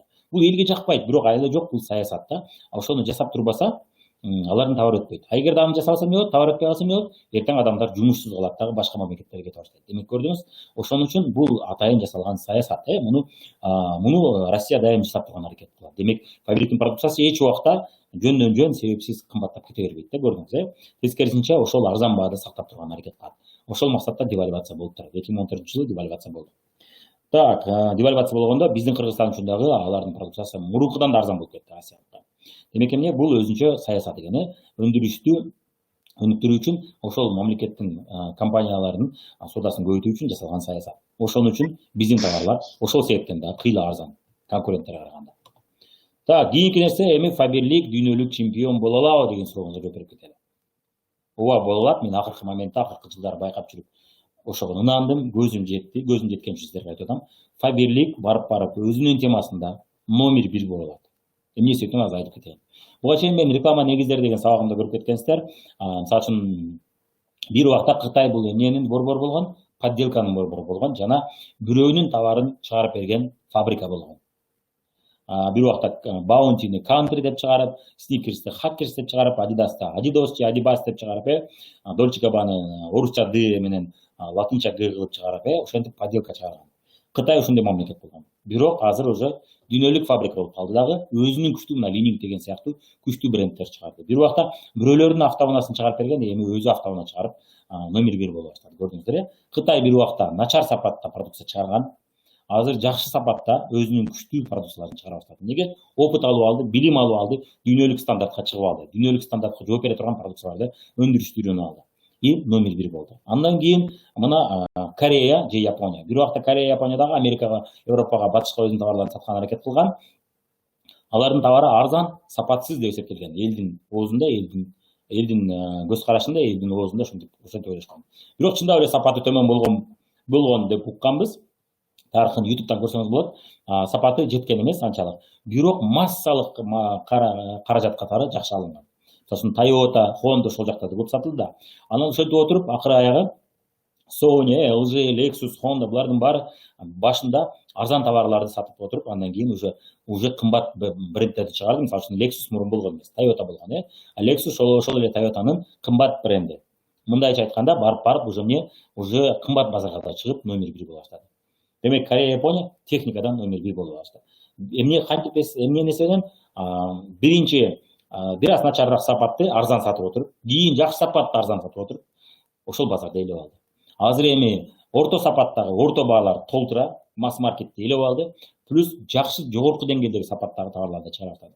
Мисалы үчүн Hyundai'дын дагы, эгерде Hyundai Кореянын компаниясы, автоунаа чыгаруучу компаниясына карасаңыз, бир убакта Hyundai эң начар, эң арзан товарларды чыгарган. Азыр Hyundai'дан люксовый брендовый автоунааларды көрөсүз. Көрүп вау дей турган, сонун ичин салондорун көрсөңүз, обзорлорду көрсөңүз болот. Hyundai'дын акыркы маркасы чыкты, K8 деген машинасы чыкты, ичин көрсөңүз салон мощный, да, японский машиналарга жетет дечи. Вот ошого уже кууп жетип атат. Япониянын сапатын кууп жетип атат, көрдүңүз. Фаберлик дагы азыр ошол жолдо кетип атат. Өзүнүн темасында фаберлик арзан сапат, арзан баада жакшы сапатты сунуш кылып Европага алып чыгып атат. Ошон үчүн Польшада жакшы кетип атат. Ошон үчүн Европада, Италияда жакшы кетип атат. Ошон үчүн Түркияда да жакшы кетет бул товар. Түркиянда мен базарын салыштырып бир sıra биз менен иштегендер менен сүйлөшүп көрдүм. Ошол Түркияда жашаган, көп жылдан бери фабрикте иштеп директор болгон, мурунтан фабрик ал жакта склады жабылып калгыча директор болгон адамдар менен сүйлөшүп отуруп, түшүндүм bir нерсени, Түркиянын өзүнөн чыккан компаниялар дагы мындай сапатта, мындай баада сунуш кыла албайт дейт. Эмнеге дегенде 80 миллион менен Түркиянын базары 90 миллион да. 90 миллион менен мен СНГ мамлекетте 200 миллион болсо айырмасы бар да. Фабрик 200 миллион базар менен иштеп атат, 236 миллион, СНГ мамлекеттери 236 миллион. Биз Европанын кээ бир мамлекеттерин кошпогонун да айтып атабыз. Атак Европанын ал жерде кошпогон көп мамлекеттери бар да, көп жылдан бери фабриктин продукциясын алып жүргөн. Ошолорду кошпогондо 200 миллиондон ашык. 236 миллион, 240 та деп коелу, 240 миллион базары бар. Түркияныкы 90 миллион. Албетте Түркиядан чыккан товар Россиядан чыккан чалык товардай арзан боло албайт. Ошон үчүн биз даже Түркияда, жадагасы Түркияда биз өтө конкуренттүү баада сатып атпыз да. Ошон үчүн биз ал жакта да номер 1 боло алабыз. Европада номер 1 уже жолдо кетип атат. Эми мунун маалыматтын сизге кандай пайдасы бар дешиңиз. Мына азыр бул боюнча сүйлөшөбүз. АКШда дагы ошол номер 1 болгону шанс бар. Өзүнүн темасында ушул тармактык маркетинг компаниялардын арасында биринчиден, экинчиден биз сунуш кылып аткан продукциялардын арасында номер 1 болгону шанс бар. Албетте ошол компания өзүнүн номер 1 болбойт. Ошол компанияны элге таратып атып, элге таанымал кылып атып, элдерге популярдуу кылып атып, компания менен бирге биз өзүбүздүн базарыбызды ээлейбиз. Азыр бул боюнча дагы жооп берип кетем, сизге кандай пайдасы бар. Муну кийинки разделдерде азыр сүйлөшүп кетебиз. Кийинки пункт продукциясы дүйнөлүк стандартка жооп берет. Дүйнөлүк стандарттарга жооп берет, азына көрө ушул себептен да номер 1 болгону өтө чоң шансы бар. Дагы жазып коюңуздарчы, экран менен микрофонду баспай турсундар. Тажатышты уже. Мен уже биякта слайдты карабай эле, ошо крестикти карап отура турган болдум, камераны. Так, продукциясы дүйнөлүк стандарттарга жооп берет, дүйнөлүк стандарттагы сертификаттарды алган. Мисалы үчүн халал сертификаты бар, мына көрүп атасыздар, мына жакта мына Казакстандан алынган. Эми Россиянын өзүндө халал сертификатын бере турган уюм барбы жок билбейт экен, бирок бул боюнча иштеп атышат деп уктум. Бизде мисалы үчүн Тося Маматова дагы өзүнүн эфирлеринде айтып кетти. Алардан комиссия түздү, жалаң бизде исламга жакын келиндерден, чоң лидерлерден турган тизме түзүп, ошолор менен группа ачып, консультация алып, алардан багыт алып, ошонун үстүнөн иштеп атат. Дагы чоң деңгээлдеги сертификат алуунун үстүнөн иштеп атышат. Ошону өндүрүштү толугу менен ошол толук камдуу, канааттандырарлык деңгээлге жеткиргенге аракет кылышат. Мына халал сертификаты Казакстан деңгээлинде бар. Эми дүйнөлүк деңгээлде алышат. Так, кийинки нерсе бизде мына моюда кроликтин сүрөтү турат, көрүп атасыздар. Жаныбарларга тест жасалбайт деген нерсе. Так, жаныбарларга тест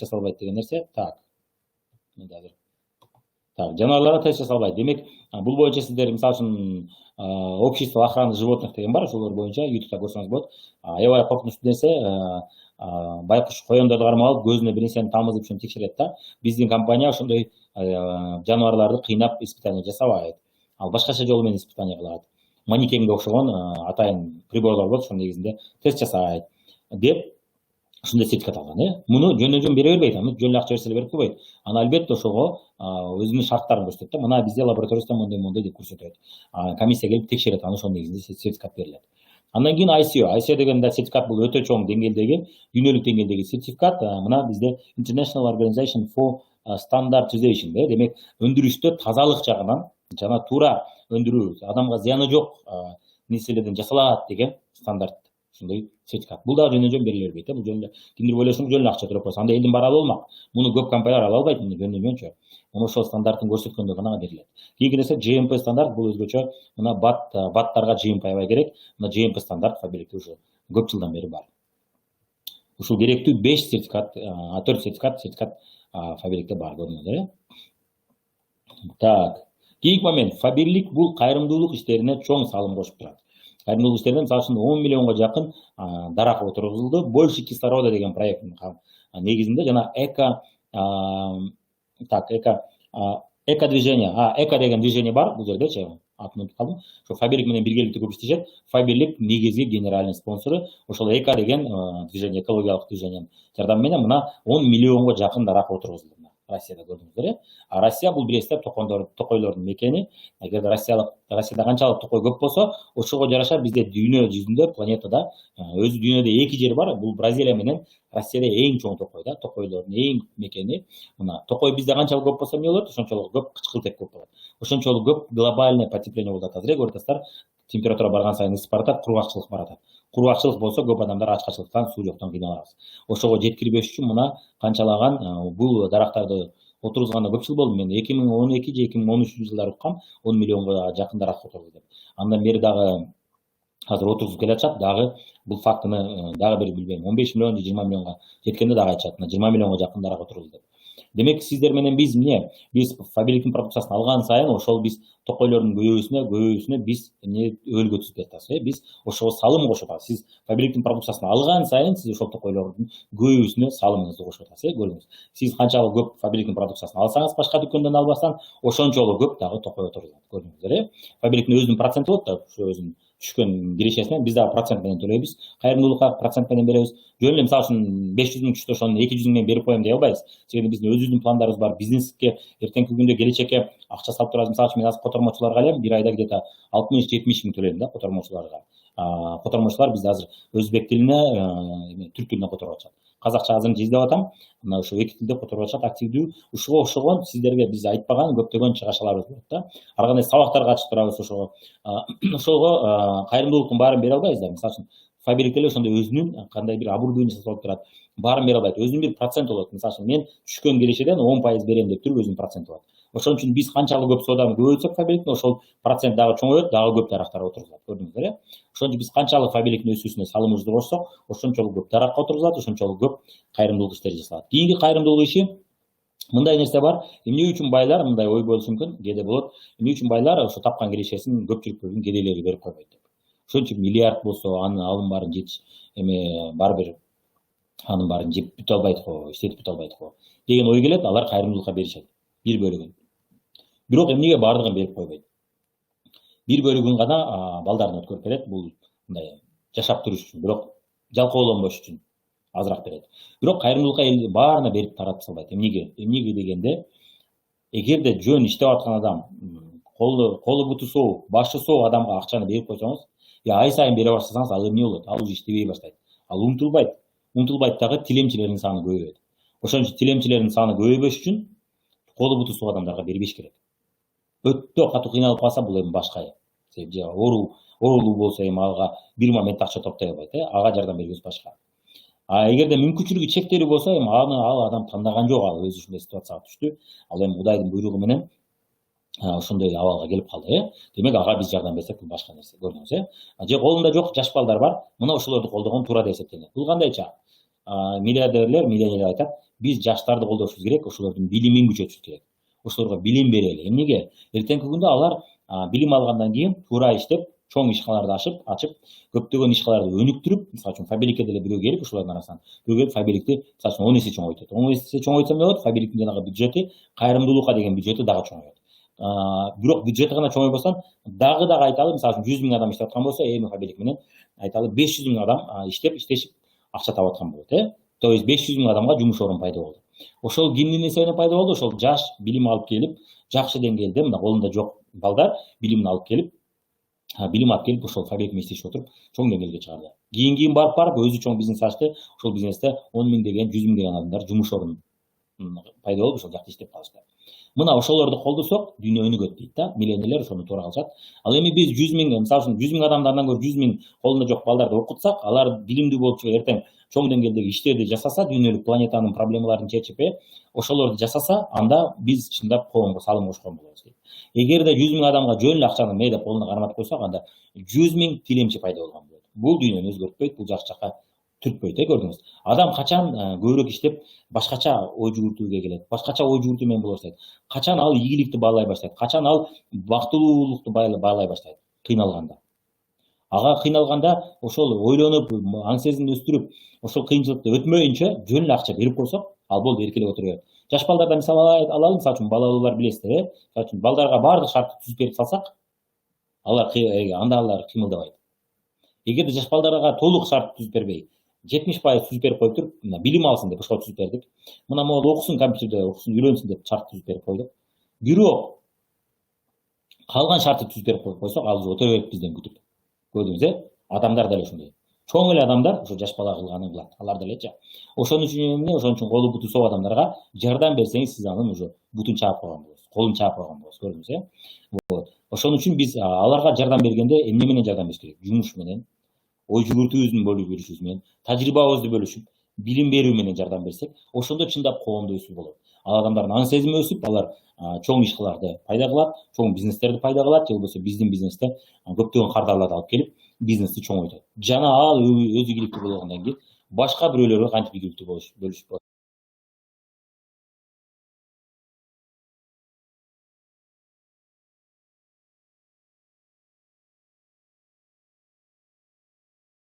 Силерди крестикти басам деп атып, өзүм да крестик басып алдым. Кайра басышат го адамдар.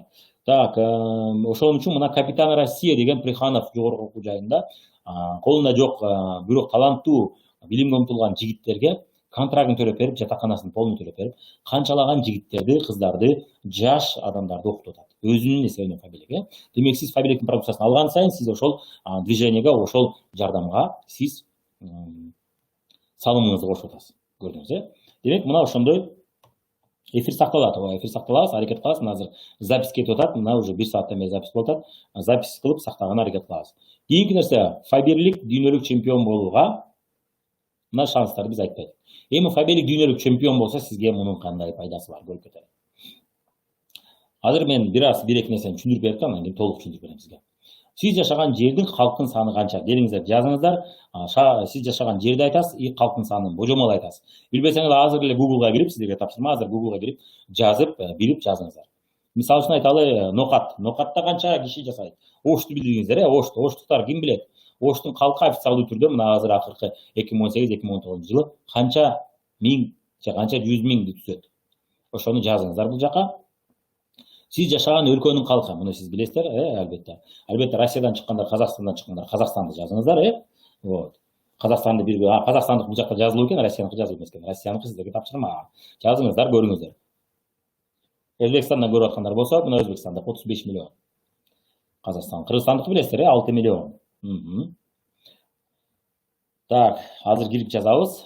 Мен азыр ага чейин Кыргызстандыкын айтып берип турайын. Кыргызстандыкы негизинен эгерде сиз Кыргызстандын деңгээлинде бизнес кылчу болсоңуз, бул уже чоң бизнес, анда сиз 5 миллион же 6 миллион. Эми 6 миллион деген мен 6 миллиондун баары Кыргызстанда жашабаса керек, 5 миллиондон ашыгыраак жашаса керек, дагы миллионго жакыны сыртта жүрсө керек. Кимиси Россияда, кимиси Казакстанда жүргөн болуш керек. Деги эле жарандардын саны 6 миллион болот. Бирок жашагандардын саны 6 миллион эмес, Мен Россияда 145 миллион, эң туура, 145 миллион эң сонун. Эми сиз жашаган региондун санын жазыңыз. Канча адам жашайт? Муну мен эмнеге сурап атам? Эгерде сиз ошол деңгээлде, Фаберлик болбой атат, жасай албай атам, колуман келбей атат деп таштагыңыз келгенде ушуну эстеп коюңуз. Эртең аттың болуп калышыңыз мүмкүн. Азыр мен көрсөтпөйм. Мен өзүм ошол башка бизнестер жасап келгенде түшүндүм да, кайра салыштырып көрүп түшүндүм. Сиз да ошентип кайра келишиңиз мүмкүн. Бул эмне? Мисалы үчүн сиз ошол өзүңүз жашаган жерде бир кафе же дүкөн же бутик же магазин биресе ачтыңыз, же болбосо стоматология жана башка ачтыңыз. Албетте сиздин мечтаңыз, кыялыңыз болсо, бул эң сонун ача бериңиз. Бул ушул фактыны эсиңизде болсун деген гана максатта айтып атам. Ошол дүкөндү ачтыңыз. Эми сиздин бизнесиңиз ошол сиз жашаган жер, мисалы үчүн 50 миң болсо, мисалы үчүн Караколдон барбы? Караколдо калкы 40 миң. 40 миң адам менен бизнес кыласыз сиз. Бул деген сиздин базарыңыз 40 миңден көп болбойт. Сиздин базарыңыз 40 миңден ашпайт. 40 миң менен гана иштей аласыз сиз. Көрдүңүз, Сиздин алармагыңыз потенциал, сиздин базарыңыздын потенциалы, чоңдугу. Бул деген албетте 40 миң кишинин баары тең сизге келип албайт. Ал башка дүкөндөн алат. Бирок чоңдугу, сиз эртең чоңоюп, ошончо берилип, өмүр бою ошол дүкөнүңүзгө убактыңызды берип иштесеңиз, сиздин потенциалыңыз 40 миң, андан чоң эмес. Потолок. Айталы, сиз өмүр бою иштесеңиз дагы ошол 100 миң таап жүрө бересиз ошол дүкөндөн. Эмнеге? Сиздин бизнесиңиздин потенциалы бул 40 миң сом. Айталы, мисалы үчүн да. Же 100 миң сом. Андан көп таппайсыз.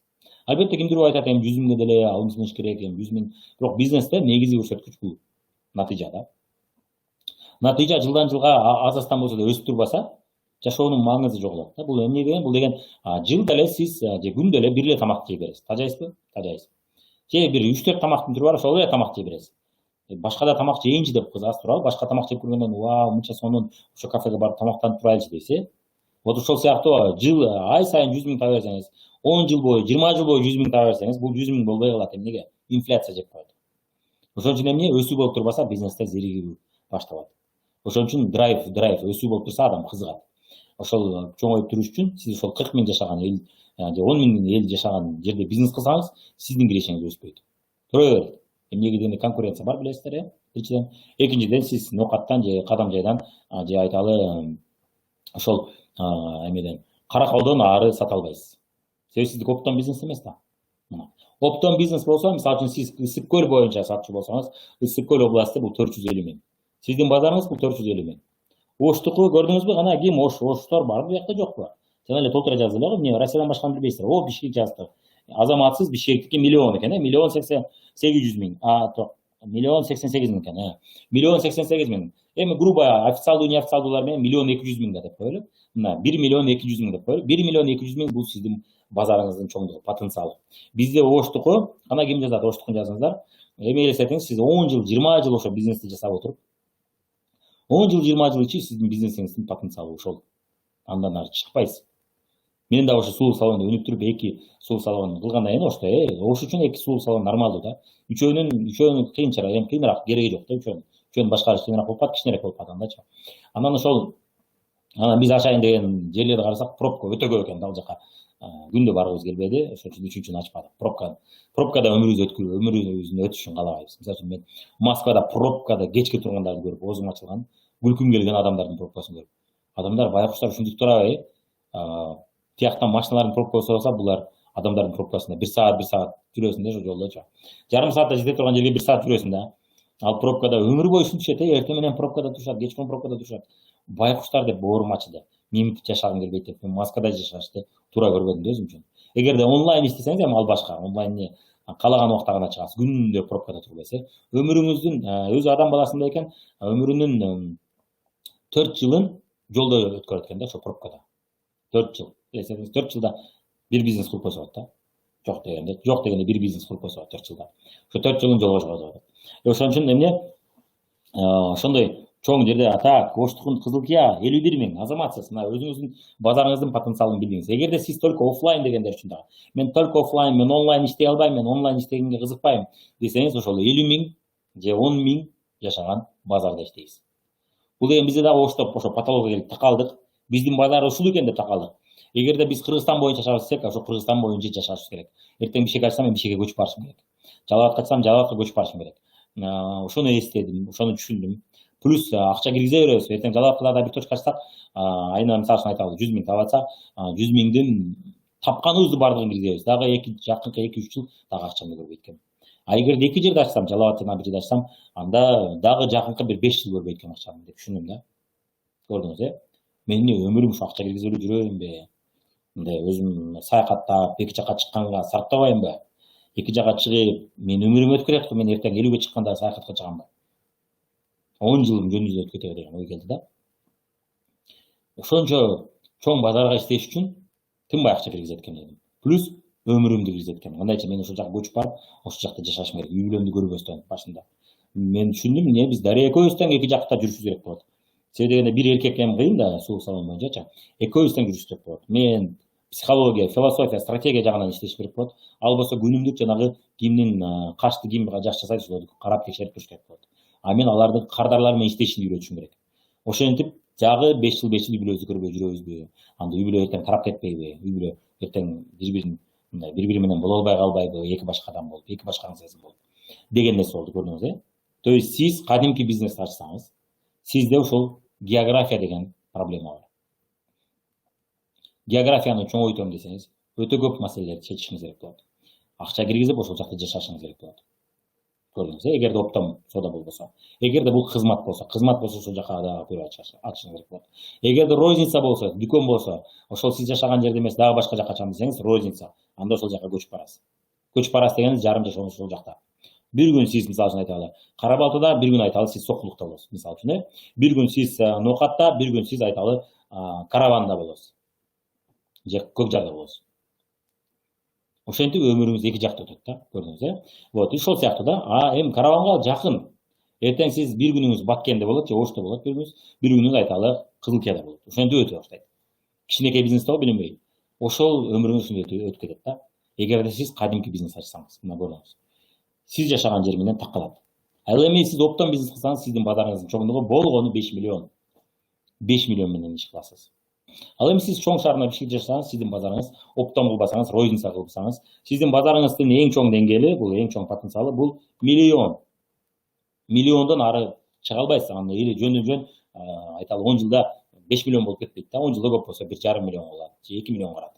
Көп деле чоңойбойт, көрдүңүз, бирок 10 жыл, 20 жылыңыз ошол нерседе өтөт, көрдүңүз. Эми ошол нерседен чыгуунун жолу бул эмне? Бул Фабиликте онлайн бизнес куруу.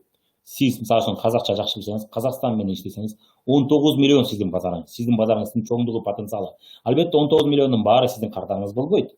Албетте конкуренция бар. Бирок чоң базарда көп адамга жетет, көптөн тиет.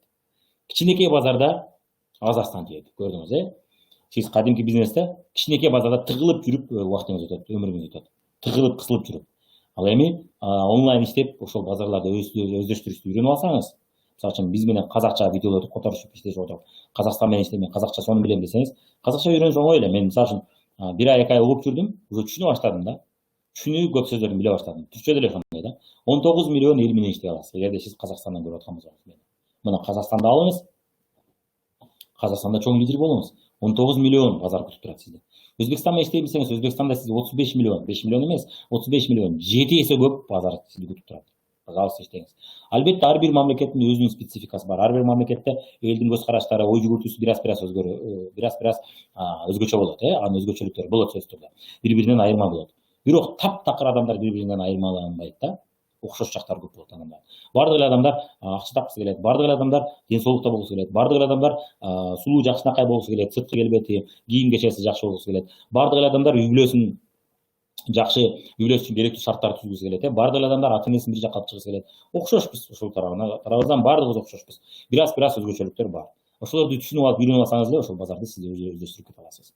Фабиликте сиз өзүңүз жашаган жерден чыкпай туруп башка мамлекеттер менен иштесеңиз болот.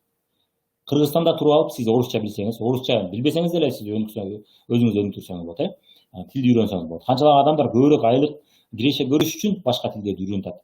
Мисалы үчүн $5 айлык алып атсам, мен чет тилди үйрөнсөм, англисче сүйлөп калсам, $1000 айлык берет экен. Кара, мен барып үйрөнөйүн деп курстарга барып жазып үйрөнүп алышат. А сиз $500 алып атсаңыз, $1000 табыш үчүн эмес, сиз $5000 табыш үчүн үйрөнөсүз. Көрдүңүз, Себеби деген чоң базар, чоң мүмкүнчүлүктөр. Себеби сиз айлык иштебейсиз да, сизде рычаг деген бар. Бай адамдардын сырларын көргөн болсоңуздар, рычаг арабанын сүрөтү бар, ошондой араба бар сизде. Адамдар колу менен жүктү бир кап картошканы ташып жүрсө, сиз арабаны жасайсыз биринчи. Арабаны жасагандан кийин араба менен ташыйсыз. Анан ошондой колуңузда сонун курал турса, эмнеге сиз чет тилин үйрөнө албайсыз? Үйрөнүп алсаңыз болот. Мисалы үчүн мен орус тилин билбейм деп отура бересиз, 5 миллион Кыргызстандын базары менен иштеп.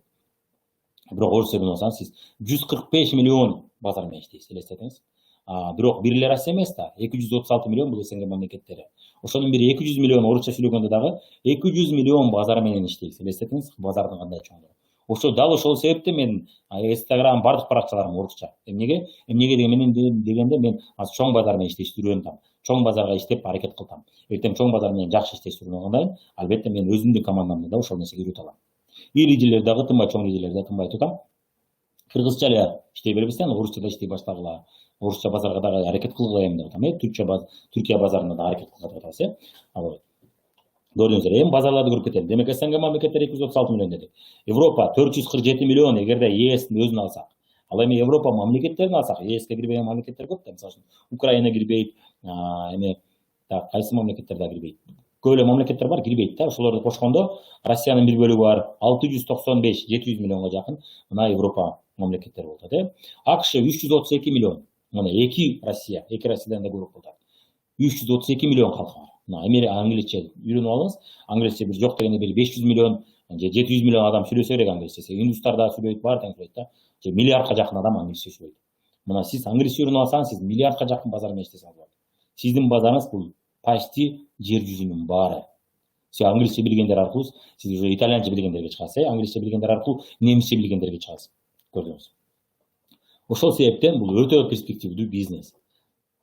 Фабилик дүйнөдө өзүнүн темасында номер 1 боло алат деп атабыз. ошол номер 1 болуп атканда сиз дагы Фабелик менен бирге ошол базардын бир бөлүгүн алсаңыз болот. Фабеликтин базары канчалык чоң болсо, сиздин базарыңыз да ошончолук чоң болот. Сиздин базарыңыз канчалык чоң болсо, баарыбыздын базарыбыз биргеликте Фабеликтин базары да ошондой чоң болот. Биз Фабеликтин партнерубуз. Фабеликке кардарларды көбөйтүп берип атып, өзүбүздүн бизнести чоңойтуп алабыз. Фаберлик бизге ошо кардарларды көбөйткөндө шарт түзүп берип атып, өзү чоңоюп алат. Көрдүңүз, ошон үчүн биз ушундай чоң номер 1 компания, келечекте номер 1 боло ала турган компания менен иштешип атып, биз дүйнөлүк деңгээлдеги айына бизде мисалы үчүн тармактык маркетингде айына 300 миң, 400 миң доллар, 200 миң доллар тапкан лидерлер бар тармактык маркетингде. Булар миллионерлер да, ошондо жылына миллион деген өзү жылына эсептелет да, доллары миллионер дегендер бул айына миллион доллар таппайт алар. Алар айына 100 миң, 200 миң доллар. Ошондо бир жылга миллион болуп калат да. Ошондо миллионер дейт, доллар миллионер. Мына сиз дагы айына 200 миң доллар, 300 миң доллар тапкан лидер боло аласыз. Бул ошончолук чоң бизнес. Мисалы үчүн атактуу фирмалардын бири, номер 1 азыркы учурда Amway компаниясында аябай көп адамдар жылына айына 200 миң, 300 миң, 400 миң доллар табышат. Сиз дагы ошондой деңгээлдеги лидер боло аласыз. Бирок алар онлайн өнүгө элек маалда өсүп чыккан лидерлер. Онлайн өсүп чыккан лидерлер эми чыгат. Amway анча онлайнга көп басым жасабайт, ошон үчүн аларды биз айта албайбыз. Азыркы учурда онлайн аябай көп лидерлер кыска мөөнөттүн ичинде чыгып атат. Сиздин колуңузда ошондой сонун курал бар. Ошол куралды колдонуп, сиз өтө чоң деңгээлде бизнес курсаңыз болот. Эми сиз жана дүкөндө иштеп аткан болсоңуз, ошону ойлонуп коюңуз. Сиздин дүкөнүңүздүн бизнеси, аны жасабаңыз дебейм. Аны да жасаңыз, аны да бир деңгээлге түнүгүнө чыгып алыңыз, коюңуз. Бирок чоң акча ал жакта эмес. Чоң акча Фабеликте. Айына 100 миң, 50 миң доллар. Бизде мисалы үчүн СНГ мамлекеттерине айына 50 миң доллар, 80 миң доллар тапкан лидерлер бар. Бир гана СНГ мамлекеттери менен иштеп атат алар. Алар дүйнөлүк деңгээлге чыга элек. Дүйнөлүк деңгээлге чыга турган лидерлер эми жаңы поколение келди. Эмнеге дегенде мурунку поколениелер англисче анча билген эмес да. Англисче билгендер аз да, жаңы поколение англисче көп билишет. Ошон үчүн бул дүйнөлүк деңгээлге чыгууга өлүгө шарт. Көрдүңүздөр, Сиздер үчүн мисалы англис тили кыйын болбосо, орус тилин үйрөнүңүз. Орус тили аябай оңой. Эмнеге оңой? Биз орус тилинде курчалганбыз. Ки YouTube'га кирсек дагы орусча, бүт нерсе орусча. Бизде маалымат өзү баары орусча, ошон үчүн орусчаны үйрөнүү оңой. Эгерде мен англис тилин үйрөнө албайм десеңиз, орусча үйрөнүп Россияга иштеңиз. 200 миллион бала сизди күтүп турат. Өтө чоң бизнес, Бул сиздин бутигиңизден 10 эсе, 100 эсе чоң бизнес. Дал ошол себептен мен убактымды кадимки бизнестерге кетиргим келбейт, Убактылуу бизнеске мен болгон инвестор гана катары гана катышкым келет. Эмнеге дегенде менин мечтам дүйнөлүк деңгээлде. Кийинки себеби Кыргызстандын экономикасына ишенип болбойт. Биз өнүгүп келаткан мамлекетпиз. Биз Сирияга окшогон орто деңгээлде турган мамлекетпиз. Сирияга окшогон деген Сирия бай, биз мен башка. Географиялык жактан биз кооптуу жерде жашайбыз. Кооптуу жерде өзгөчө түштүк региондор, биз кооптуу жерде жашайбыз. Кечээ эле Тажикстан менен согуш Кудай сактасын, анда да көрдүңүздөр, биз кооптуу жерде жашайбыз. Бул деген коркпой деп паника кылыштын кереги жок, Бул деген кооптуу жерде жашайбыз деген нерсе, бул ошону эске алып, мен жанагы эме дейт го. Кудукту суусаганда, чаңкаганда казба, алдын ала каз дейт. Сен чаңкаганда казам десең, өлүп каласың. Суу иче албай, Тамакты дагы алдын ала камын көрүш керек. Курсак ачып калганда эмес. Курсак ачканда ошол мезгилде тамак таппай 2-3 саат мисалы үчүн эмеге чыктык, эликти атканы чыктык. 2 саат мурун издебесек, эртең тамагыбыз жок болсо, жаныбыз ачка калып өлүп калабыз. Ачка чыкты, мисалы үчүн. Мисалга айттым да. Ошол сыяктуу алдын ала жасаш керек. Аны эртең Кудай сактасын, Кыргызстанда бир нерсе болуп кетсе, мына Афганистан жаныбызда турат. Афганистанда ошончо көп курал алып кетти. Американы. Азыр Орто Азияда эң куралы көп мамлекет бул Афганистан. Биз билбейбиз эмне максатта ал калтырды ал жака. Билбейбиз. Может эртең бизде Орто Азияда бир нерсе кылайм деп аткандар. Ошон үчүн эмне биз ошол Кыргызстандан туруп алып дүйнөлүк деңгээлде бизнес курушубуз керек. Могу Кыргызстанда ачып алып эртең кой эмнеге ачтым, коюп ошончо убактымды күчүмдү ушуга кетирдим. Андан көрө мына Фаберикте эртең онлайн куруп койсом, Түркия менен жарас эместеп куруп койсом, мен любой момент башка шаарга көчүп кетип, бизнесимди уланта берет элем, кооптуу жерден алысыраак болуп, үй бүлөмдү алып кетет элем деп ошондо аттен кылып калбаңыз. Бул мындай болот деп айтпайм. Андай нерседен алыс кылсын Кудай. Бирок эч ким кепилдик бере албайт андай нерсе болбойт деп. Бул белгисиз нерсе да. Болуп кетиши да мүмкүн, болбошу да мүмкүн. Мисалы үчүн азыркы учурда Донбассты билесиздер, Донбасс, Луганск. Донецк, Луганск деген жер бар Украинада, тынбай согуш болуп атат, граждандык согуш. Ошол жерде согуш болбойт деп бардыгы айтылат да мурунча. 10 жыл мурун жерде согуш болсо эч ким ишенбейт эле. Даже бир 5 жыл мурун жерде согуш болсо, койчу, эмнеге согуш болот эле дейт эле. Бирок болуп кетти. Сириянын эли да бир жакшы жашап аткан, аябай бай мамлекет болчу. Бирок эч ким ошондой болот деп ойлогон эмес, божомол да кылган эмес. Бирок болуп кетти. Маны бир гана Кудай билет, эч ким билбейт, Ошон үчүн эмне? Ошон үчүн бизде инвестицияда же бизнесте мындай принцип бар. Не ложить все яйца в одну корзину. Бир корзинага жумуртканын, тукумдун баарын салбагыла дейт. Эмнеге дегенде ал корзина колуңардан түшүп кетсе, жумуртканын, тукумдун баары сынып калат. Көрдүңүз, эки корзина салсаңыз, бирөө түшүп кетсе, бирөөндө калат. Демек көрдүк, ошон үчүн эмне? Ошон үчүн сиз бир шаарга күчүңүздүн баарын жумшабаңыз. Албетте башында жумшаңыз, куруп алыш үчүн. Андан кийин токтобоңуз. Мен бир ушу кадам жай менен чыккам дебеңиз. Кыргызстандын деңгээлинде кылам деңиз. Андан кийин Кыргызстан деңгээлинде иштешти үйрөнүп алдыңызбы? Кыргызстан деңгээлинде лидерлерди өстүрүп чыктыңызбы? Эми мен Россия, Казакстан деңгээлинде, СНГ мамлекеттеринин деңгээлинде кылам деп орусчаны үйрөнүп Россия менен иштеңиз. Эртең Кудай сактасын, кокус экономикабыз бирнерсе болуп калса, кокус граждандык согуш, ар кандай 2010-жылы ким ойлоду эле? Жарандык согуш болуп кетет, улуттук согуш болуп кетет деп эч ким ойлогон эмес. Көрдүңүздөр, бул нерсени эч ким айта албайт. Ошол мезгилде биз көрдүк, жана кадимки бизнес жасагандар пирожки сатып калды. Телефон сатып, телевизор саткандар пирожки жасап сатып атты да, көрдүк да биздин коңшуларыбыз ушундай болуп атты. А биздин бизнесибиз токтогон жок, биздики онлайн, почти жарым онлайн да. Ошондой эле онлайн да. Адамдар телефондон заказдарын айтат эле, биз товарларды алып туруп, западный шаардын бир бурч согуш болуп аткан жерине жолугушап атат, алар келип туруп алып өздөрүнө керектүү дезодоранттарды, шампуньдарды алып кетип атышты. Ушундай экен да, ал согуш болуп атат деп боенбой койбойт, согуш болуп атат деп дезодорант колдонбой койбойт, согуш болуп атат деп тишин жуйбай койбойт, башын жуйбай койбойт, ала берет. Көрдүңүз, ошон үчүн эмне? Биздин бизнесибиз токтогон жок, биз андан ары улап кеттик. А кимдир бирөөлөр болсо овощи менен иш кылып калды. Техника менен үй сатып иш кылгандар ушундай болду да. Көрдүңүздөр, ошол кимдир бирөө ачка калды, ошол иш жасай албай. Себеби ошол товар күйүп кетти, эмес болду. А биз алып чыгып кеттик товарды, ошондой көрдүңүз, Ошол ошол мезгилде товар болуп болчу. Бирок азыркы учурда сиз онлайн иштегендиктен сиз ошондой коопсуздук да жок, сизде ошондой кооптуу нерсе да жок да. Товарым эртең согуш болуп кетсе, жоголуп кетсе деген коркунуч жок. Сизге баары онлайн. Ар ким өзүнүн колунда товар. Офис ачпасаңыз. Офис ачканда эми ал жакта уже өзүнүн тобокелдери бар, Кокус эртең Кудай сактасын, андай бир мародёрлор келип тоноп кетсе, бүттү уже ошончо адамга, ошончо отуруп калат. Офис иштеткендер, салон иштеткендер, ошондой. Онлайн бизнесте эч ким уруп соғып жоқ кылып кое албайт. Көрдүңүз, сиздин колуңузда ошондой сонун күчү турат. Сиздин колуңузда жер шары, планета турат. Мына мисалы үчүн Австралия 25 миллион. Австралия каякта жатат, биз каякта жатабыз. Бирок Фабрик Австралияга да товарын жеткирип атат. 2022-жылы мына көрүп атасыздар, Мексика менен Канада ачылат. 2023-жылы Юго-Восточный Азия. Ал жерде 655 миллион. Бул бир Юго-Восточный Азия. Бирок биз билбейбиз, может 24-жылы Юго-Восточный Азиядан ары уже Индия менен Кытай кошулган мамлекеттер кошулат. Анда бул деген жер шарынын жарымынан көбү ошол жакта жашайт. Ошончолук чоң бизнести кура аласыз. Менде кыялым бар, мечтам бар, бир убакта биздин команда, бриллианттар командасы дүйнө жүзүн каптайт. Биз Америкага барып, эс алганча, эки жакты көргөнчө командабыз менен жолугушуп келебиз. Австралияга барып, эс алганча, көргөнчө командабыз менен жолугушуп, аларды куттуктап, чектерди берип, алардын сонун деңгээлге чыккандарын куттуктап, алар менен таанышып, чай ичип келебиз.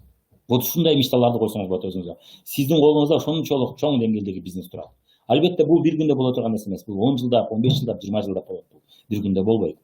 Бирок сиз 2 жылда, 3 жылда, мисалы үчүн Казакстандын деңгээлинде бизнес курсаңыз болот. Кыргызстандын деңгээлинде 2 жыл, 3 жыл, 5 жылда курсаңыз болот. Өзбекстандын деңгээлинде, дүйнөлүк деңгээлде албетте бул 10 жылдап болот. Мына ушундай мечталарды өзүңүз койсоңуз болот. Чоң масштабтагы бизнес. Фабрик номер 1 дүйнөдө деңгээл өзүнүн темасында боло алат. Сиз дагы өзүңүздүн темаңызда ушул бизнесте номер 1-лердин катарына кошула аласыз. Айына 100 миң, 200 миң, 300 миң доллар таба атам деген лидер боло аласыз. Андай болушуңуздун эмне кереги бар мага деген ой болушу мүмкүн. Сиз андай акча тапсаңыз, андай акчаларга чыкканыңызда айына 2-3 миллион таба баштаганыңызда деле сиз уже мечиттерди сала аласыз, кааласаңыз. Мектеп кура аласыз. Чоң күчтүү дарыкана, ооруканаларды кура аласыз. Элге пайдаңыз тийип. Канчалаган көчөлөрдү жасап, Кыргызстандын гүлдөтүп бере аласыз, ошол салым кошула аласыз. Бизде Кыргызстанда канчалык байлардын саны көбөйсө, ошончолук экономикабызга Кыргызстан өнүгүсө биз ошончолук чоң салым кошула алабыз. Эми элестетиңиз, сиз Кыргызстандан туруп алып, Россиянын товарын Россиянын өзүнө сатасыз. Элестетиңиз, кандай сонун бизнес. Сиз Кыргызстандын өзүндө туруп алып, Россиянын товарын Европага сатып аласыз, Түркияга сатып аласыз, дүйнөгө, АКШга сатып аласыз. Өзүңүз алып барган жоксуз, ташып аны. Өзүңүз ооз менен сатып атасыз. Кандай сонун бизнес, Ошон эми сиз элестетиңиз, сиз Кыргызстандан туруп алып, Кыргызстандын элинин акчасын жыйнабастан, эгер дүйнөлүк деңгээлге, ошо элдин акчасын сода аркылуу да жөн жыйнабайсыз. Сода аркылуу жыйнап отуруп, анан пайда көрүп, мен Кыргызстандын экономикасына салым коштум дешиңиз мүмкүн. Канчалык кошкон жоксуз. Алдыңыз, кайра бөлүштүңүз. Алдыңыз, бөлүштүңүз. Качан сиз Кыргызстандын экономикасына чоң салым кошо аласыз? чет өлкөдөн акча алып келсеңиз Кыргызстанга. Мына сиз ушу Кыргызстанда туруп алып, чет өлкөгө сатып, чет өлкөдөн акча түшүп, сиз ошол түшкөн акчаны Кыргызстандын экономикасына киргизсеңиз болот. Мына Ысык көлдө бир чоң проект болгон жатат. Арабтар салат деген имич туктуп эле салынбай калды. Ошондой проекттерди арабтардан күтпөстөн сиздер менен биз ушундай проекттер жасасак болот. Анын үчүн айына 50 миң, 100 миң доллар деген кирешелерге чыксак болот. Анан Кыргызстанда да мына көрдүңүздөр эле Капитан Россия деген сыяктуу проекттер жасасак болот. Мына колунда жок адамдарга билим берүү тармагында жардам берели. Канчалаган жигиттер билимин өнүктүрүп, мисалы үчүн компьютер илимин өнүктүрүп отуруп, бизде канчалаган программисттер өсүп чыксын. Канчалык программисттер көп болсо, ошончолук бизде жаңы приложениелер пайда болот. Жаңы бир айталы телефонго окшогон аппараттар чыга баштайт Кыргызстандан, Мына ошого биз салым жасасак болот. Жөн эле мен мэрде дүкөн ачып алам. Ошонун эсебинен айына 10 миң, 20 миң, 30 миң тапсам болот деген кичинекей максат менен жүрөбүз да. Ал деле керек, ал тепкич деле керек. Бирок ошол тепкичте токтоп калбаңыз демекчимин да. Сиздин өмүрүңүз ошолго кетпесин. Сиздин өмүрүңүз чоң деңгээлдеги иштерге кетирсеңиз болот. Сизде ошондой потенциал, мүмкүнчүлүк бар. Колуңузда ошондой бизнести даптаяр кылып Фаберик берип койду. Ошону колдоно билиңиз. Аны үчүн жөндөн жөн келбейт. Аны үчүн тынбай билим алуу, практикада күндө тренировка жасоо башында үйрөнүп атканыңызда. Мисалы үчүн тренировкага адамдар барат, штанга көтөрүп, чуркап барышат. Алар жөн эле теория жүзүндө үйрөнө бербейт, алар практикада жасайт. Биздин бизнесте ошондой жасаш керек. Тренировка кылыңыз. Тренировка тынбай машыгуу үйрөнүп алгыча. Үйрөнүп алгандан кийин практикада жасоо. Практикада жасай берип, акыры сиздин бизнесиңиз курулат. Көрдүңүз, Так, кийинки момент ушинтип отуруп анан чоң лидер болосуз. Эми кийинки нерсе, Фабериктин продукцияларын сиз коңшуңуз ансыз деле алып калышат. Муну билесиздер. Мен үстүртөн азыр менин убактым деле аз калды. Үстүртөн гана айтып өтүп кетейин, муну сиздер билесиздер. Бирок мен муну сабакка кошуп кое берейин. Кимдир бирөө жаңы келгендер үчүн бул маалымат болсун деген тилекте коштум. Элдерге бул продукциялар эмне себептен керек экенин түшүндүрүп отурбайбыз да. Кээ бир продукциялар бар. Мисалы үчүн баттарды түшүндүрүш керек. Эмнеге керек экен, кантип иштейт түшүндүрүш керек. Бирок көпчүлүк продукцияларды түшүндүрүп отурбайбыз. Помада сага эмне керек түшүндүрүп отурбайбыз. Шампунь эмне керек түшүндүрбөйбүз. Кир жуугуч порошок эмне керек түшүндүрүп отурбайбыз. Кээ бир компанияларда мисалы үчүн черный тимилди түшүндүрүш керек. Эмнеге керек, ал кантип иштейт, ал кантип жардам берет, эмне үчүн ал иштейт, далилдеш керек да. Вот ошондой товарлар менен иштегенде артыңыздан келген адамдардын иштеп кетиши кыйыныраак. Эмнеге? Ал жанындагы бизнес үчүн эле келбесе, эртең кардарлар менен иштегенде кыйын. А так азыр убактылуу мода болуп атат. Мисалы үчүн кээ бир компаниялар черный тим боюнча убактылуу мода. Бул боюнча да видео тартам. Убактылуу моданын артынан жүрбөш керек. Убактылуу моданын артынан жүрсөңүз, ар 2 жыл сайын жаңы компания чуркай бересиз. Долгосрочный мода деп коебуз. Көп жылдык мода. Көп жылдык мода бул шампунь. Көп жылдык мода бул кир жуугуч порошоктор. Көп жылдык мода бул фосфаты жок порошоктор. Фосфаты жок порошоктор бул чындап көп жылдык мода. Эмнеге дегенде эртең адамдар күнөө алгандан аны постоянно колдонушат. Убактылуу мода деген кээ бир компаниялар бар, башында болуп калыш үчүн адамдар башында болуп калыш үчүн чуркашат. Эртең башында болбой калганда алар уже башка компанияга башында болуп калыш үчүн чуркайт. Демек сиз курган бизнесиңиз кыйрап жоголот да, дагы жаңыдан курасыз. Элестеңиз, ар 2 жыл, 3 жыл сайын сиз улам жаңы дүкөн ачып, аны жаап башкасын ача берсеңиз, сиз байыбайсыз анданчы. Убактылуу байыдым деп ойлойсуз, бирок байыбайсыз. Демек ошол себептен мына элдерге бул продукция эмне үчүн керек экенин түшүндүрүп отурбаган үчүн бул бизнестин базары өтө чоң. Бул бизнестин базары дайым бар да, кардары дайым бар. Кийинки нерсе, ар бир үй бүлө бул сиздин кардарыңыз. Кийинки момент артыңыздан келгенде да бул бизнести оңой жасап кетет. Баарына керек болгондуктан оңой түшүндүрөт. Продукцияны түшүндүрөсүң деп үйрөтүш үчүн 5 мүнөт жетет бизгечи. Мына шампунь боюнча ушинтип айтыптыр. Бул биздин шампуньдун мындай артыкчылыктары бар. Бирок эмнеге керек, ана сен башыңа, чачыңа тийгенде мындай болот, аны мынтип иштейт деп түшүндүрүп отурбайсың. Баттарды ошентип түшүндүрүш керек. Бат менен иштебей эле дебейбиз, бат көп бал берет. Ошол кыйыныраак болгон үчүн бал көп берет ал. Бирок аны элдерге сунуштала билиш үчүн ден соолук процесстерин көп нерсени түшүнүш керек. Ага окуш керек. Жаңылар бат жөнүндө айтып сата албайт. Бирок шампуньду оңой айта алат жаңылар, көрдүңүз. И бат тез үйрөнүп алыш оңой да бул продукцияларга. Кийинки момент, Фабериктин продукцияларынын көбү тез бүтүп турат. Адамдар улам бүтүп турат, улам бүткөн сайын алар алып туралат, көрдүңүз. Ошон үчүн кардарларыңыз, бир эле алган кардарыңыз, бир эле продукцияны ар 1-2-3 ай сайын кайра алып турат. Демек, сиз ошол эле кардарларга, ошол эле продукцияны алдырып отуруп, улам стабилдүү оборот жасасаңыз болот. Стабилдүү соода болуп турат. Сиз ошол эле мисалы үчүн айталы $200 табыш туруш үчүн кээ бир компанияларда бар. Улам жаңадан катталып, жаңадан катталбаса, жаңадан продукция алып турбас, жаңадан улам жаңадан келип турмайынча, сиз ошол эле $300, $200, $500 таба албайсыз. Сиз ошол $500 же $300 ай сайын табып туруш үчүн сиз улам жаңадан издешиңиз керек болот. Албетте башында өсүү үчүн керек. Бирок ошол эле $300 табып туруш үчүн улам жаңы кардар таап отурбайсыз. кээ бир компанияларда 5 эле продукция бар, мисалы үчүн улам 5 эле продукция бар, анан алып бат бүтүп турбайт, ал бир жылда бир колдоно турган продукция дейт. Мисалы үчүн кальцийде адамдар көбүнчө бир жылда бир эки жолу ичишет да, ошондой. Көрдүңүз, ошол продукциялар бар. Мисалы үчүн ошол продукциялар менен иштесеңиз, сиз улам жаңы кардар тапканда гана командаңыз менен бирге ошондо гана соода болот. Мурунку адамдар кайра ала бербейт. Бирдин фабрика продукциялары менен мурунку адамдар кайра ала берет. Ошон үчүн бизде кайра ала берет. Ошон үчүн бизде мурунку эле абалда туруп туруш үчүн божомол түрдө жаңыдан каттап отурбайбыз. Божомол түрдө дегенимде вообще адам каттабай койбош туура эмес, ал болбойт андай. Бирок салыштырмалуу аз эле жаңы адам каттап койсоңуз дагы ошол эле соода болуп турат. Эмне дегенде мурунку эле адамдар кайра алып турат. Бирок ал үчүн көндүрүш керек. Ал өзүнөн өзү болуп калбайт. Ал үчүн адамдарды продукция боюнча сабактарды өтө берип, продукция боюнча алар менен сүйлөшө берип, акцияларды айта берип, аларды постоянно колдондуруп отуруп көндүрөбүз. Көнүп калгандан кийин ай сайын ошол соода болуп тура берет. Ошол эле адамдар ошол эле продукцияны кайра алып турат. Плюс бизде ассортимент өтө чоң болгондуктан бир ай мисалы үчүн биринчи ай ал кийимгече алды, экинчи ай ал шампуньга окшогондорду алды, үчүнчү ай тамак аштарды алды. Ошондой отуруп бизде стабилдүү, ошол эле адамдар менен ошо стабилдүү киреше таап турсаңыз болот. Бирок өсүш үчүн адам катташ керек. Өсүш үчүн бул дайым. Бирок башка компанияларда сиз өсүш үчүн эмес, ордуңузда туруш үчүн жаңы адам каттап турушуңуз керек болот. Ордуңузда туруш үчүн. Эмнеге дегенде ал продукцияны бир жылда бир эле жолу алып коет, мисалы үчүн. Демек ошол эле кирешени табыш үчүн эмне кылыш керек? Дагы соода болуш керек да. Кимдир айтат да, бизде ай сайын соода өсүм керек жок, ай сайын бизде бал деген нерсе жок, ошон үчүн дейт. Ай сайын бал жок болсо, демек ай сайын акча жок анда. Анда бир жылда бир акча бар анда. Көрдүңүз, любой бизнесте, кандай гана бизнес болбосун, ай сайын соода болуп турбаса, ай сайын киреше жок. Сулук салонунда деле ошондой, дүкөндө деле ошондой, стоматологияда деле ошондой, тармактык маркетингде деле ошондой. Эгерде сизге ай сайын бизде соода кылыштын кереги жок десе, бул деген ай сайын бизде акча жок деген түшүнүрөт. Бирок и плюс ай сайын ал товар өтпөйт демек. Ошон үчүн ошондой. Жөндөн жөн ал компания андай шарт койбойт. Фабрикте ай сайын соода болуп тура турган продукция бар. Ассортимент чоң, ошон үчүн ай сайын оборот жасоого шарт түзүлгөн. Көпчүлүк башка компанияларда ага шарт жок. Ошон үчүн сизди көңүлүңүздү башка жакка буруш үчүн бир жылда бир алып койсоң болот дейт. Бул деген ай сайын жаңадан каттап турсаңыз гана киреше көрөсүз деген түшүнүк. Фабрикте ай сайын киреше табып туруш үчүн ай сайын жаңадан катталбаса дагы божомол түрдө ошол деңгээлдеги акча түшүп турат. Эгерде кардарларды көндүрүп койсоңуз. Жөндөн жөн өзүнөн өзү ал болуп калбайт, аларды көндүрүш керек. Аларга продукция боюнча маалыматын, билимин күчөтүш керек. Тынбай сабактарды өтүп отуруп, сүйлөшүп отуруп. Ушул чоң плюс. Кийинки маселе эми буну көрүп жүрөсүздөр, дүкөндөрдө ушул продукциялар ансыз деле сатылып атат. Биз ошол эле продукцияны ушул дүкөндөн алып отуруп, бизнес курабыз. Ушул дүкөндөн ал деп айтып отуруп, чоң бизнес курабыз. Ушул гана. Бирок кадимки дүкөндөрдө биздегидей белектер жок. Кадимки дүкөндөрдө биздегидей 20% арзандатуу жок. Максимум 3% берет. Продуктовый дүкөндөргө барып койсоңуз, максимум 3%, 5% бериши мүмкүн. 20% жок. И то чоң суммада алганыңызда берилет ал нерсе, ушундай болушу мүмкүн. Же болбосо алардын карточкасын алганыңызда берилет,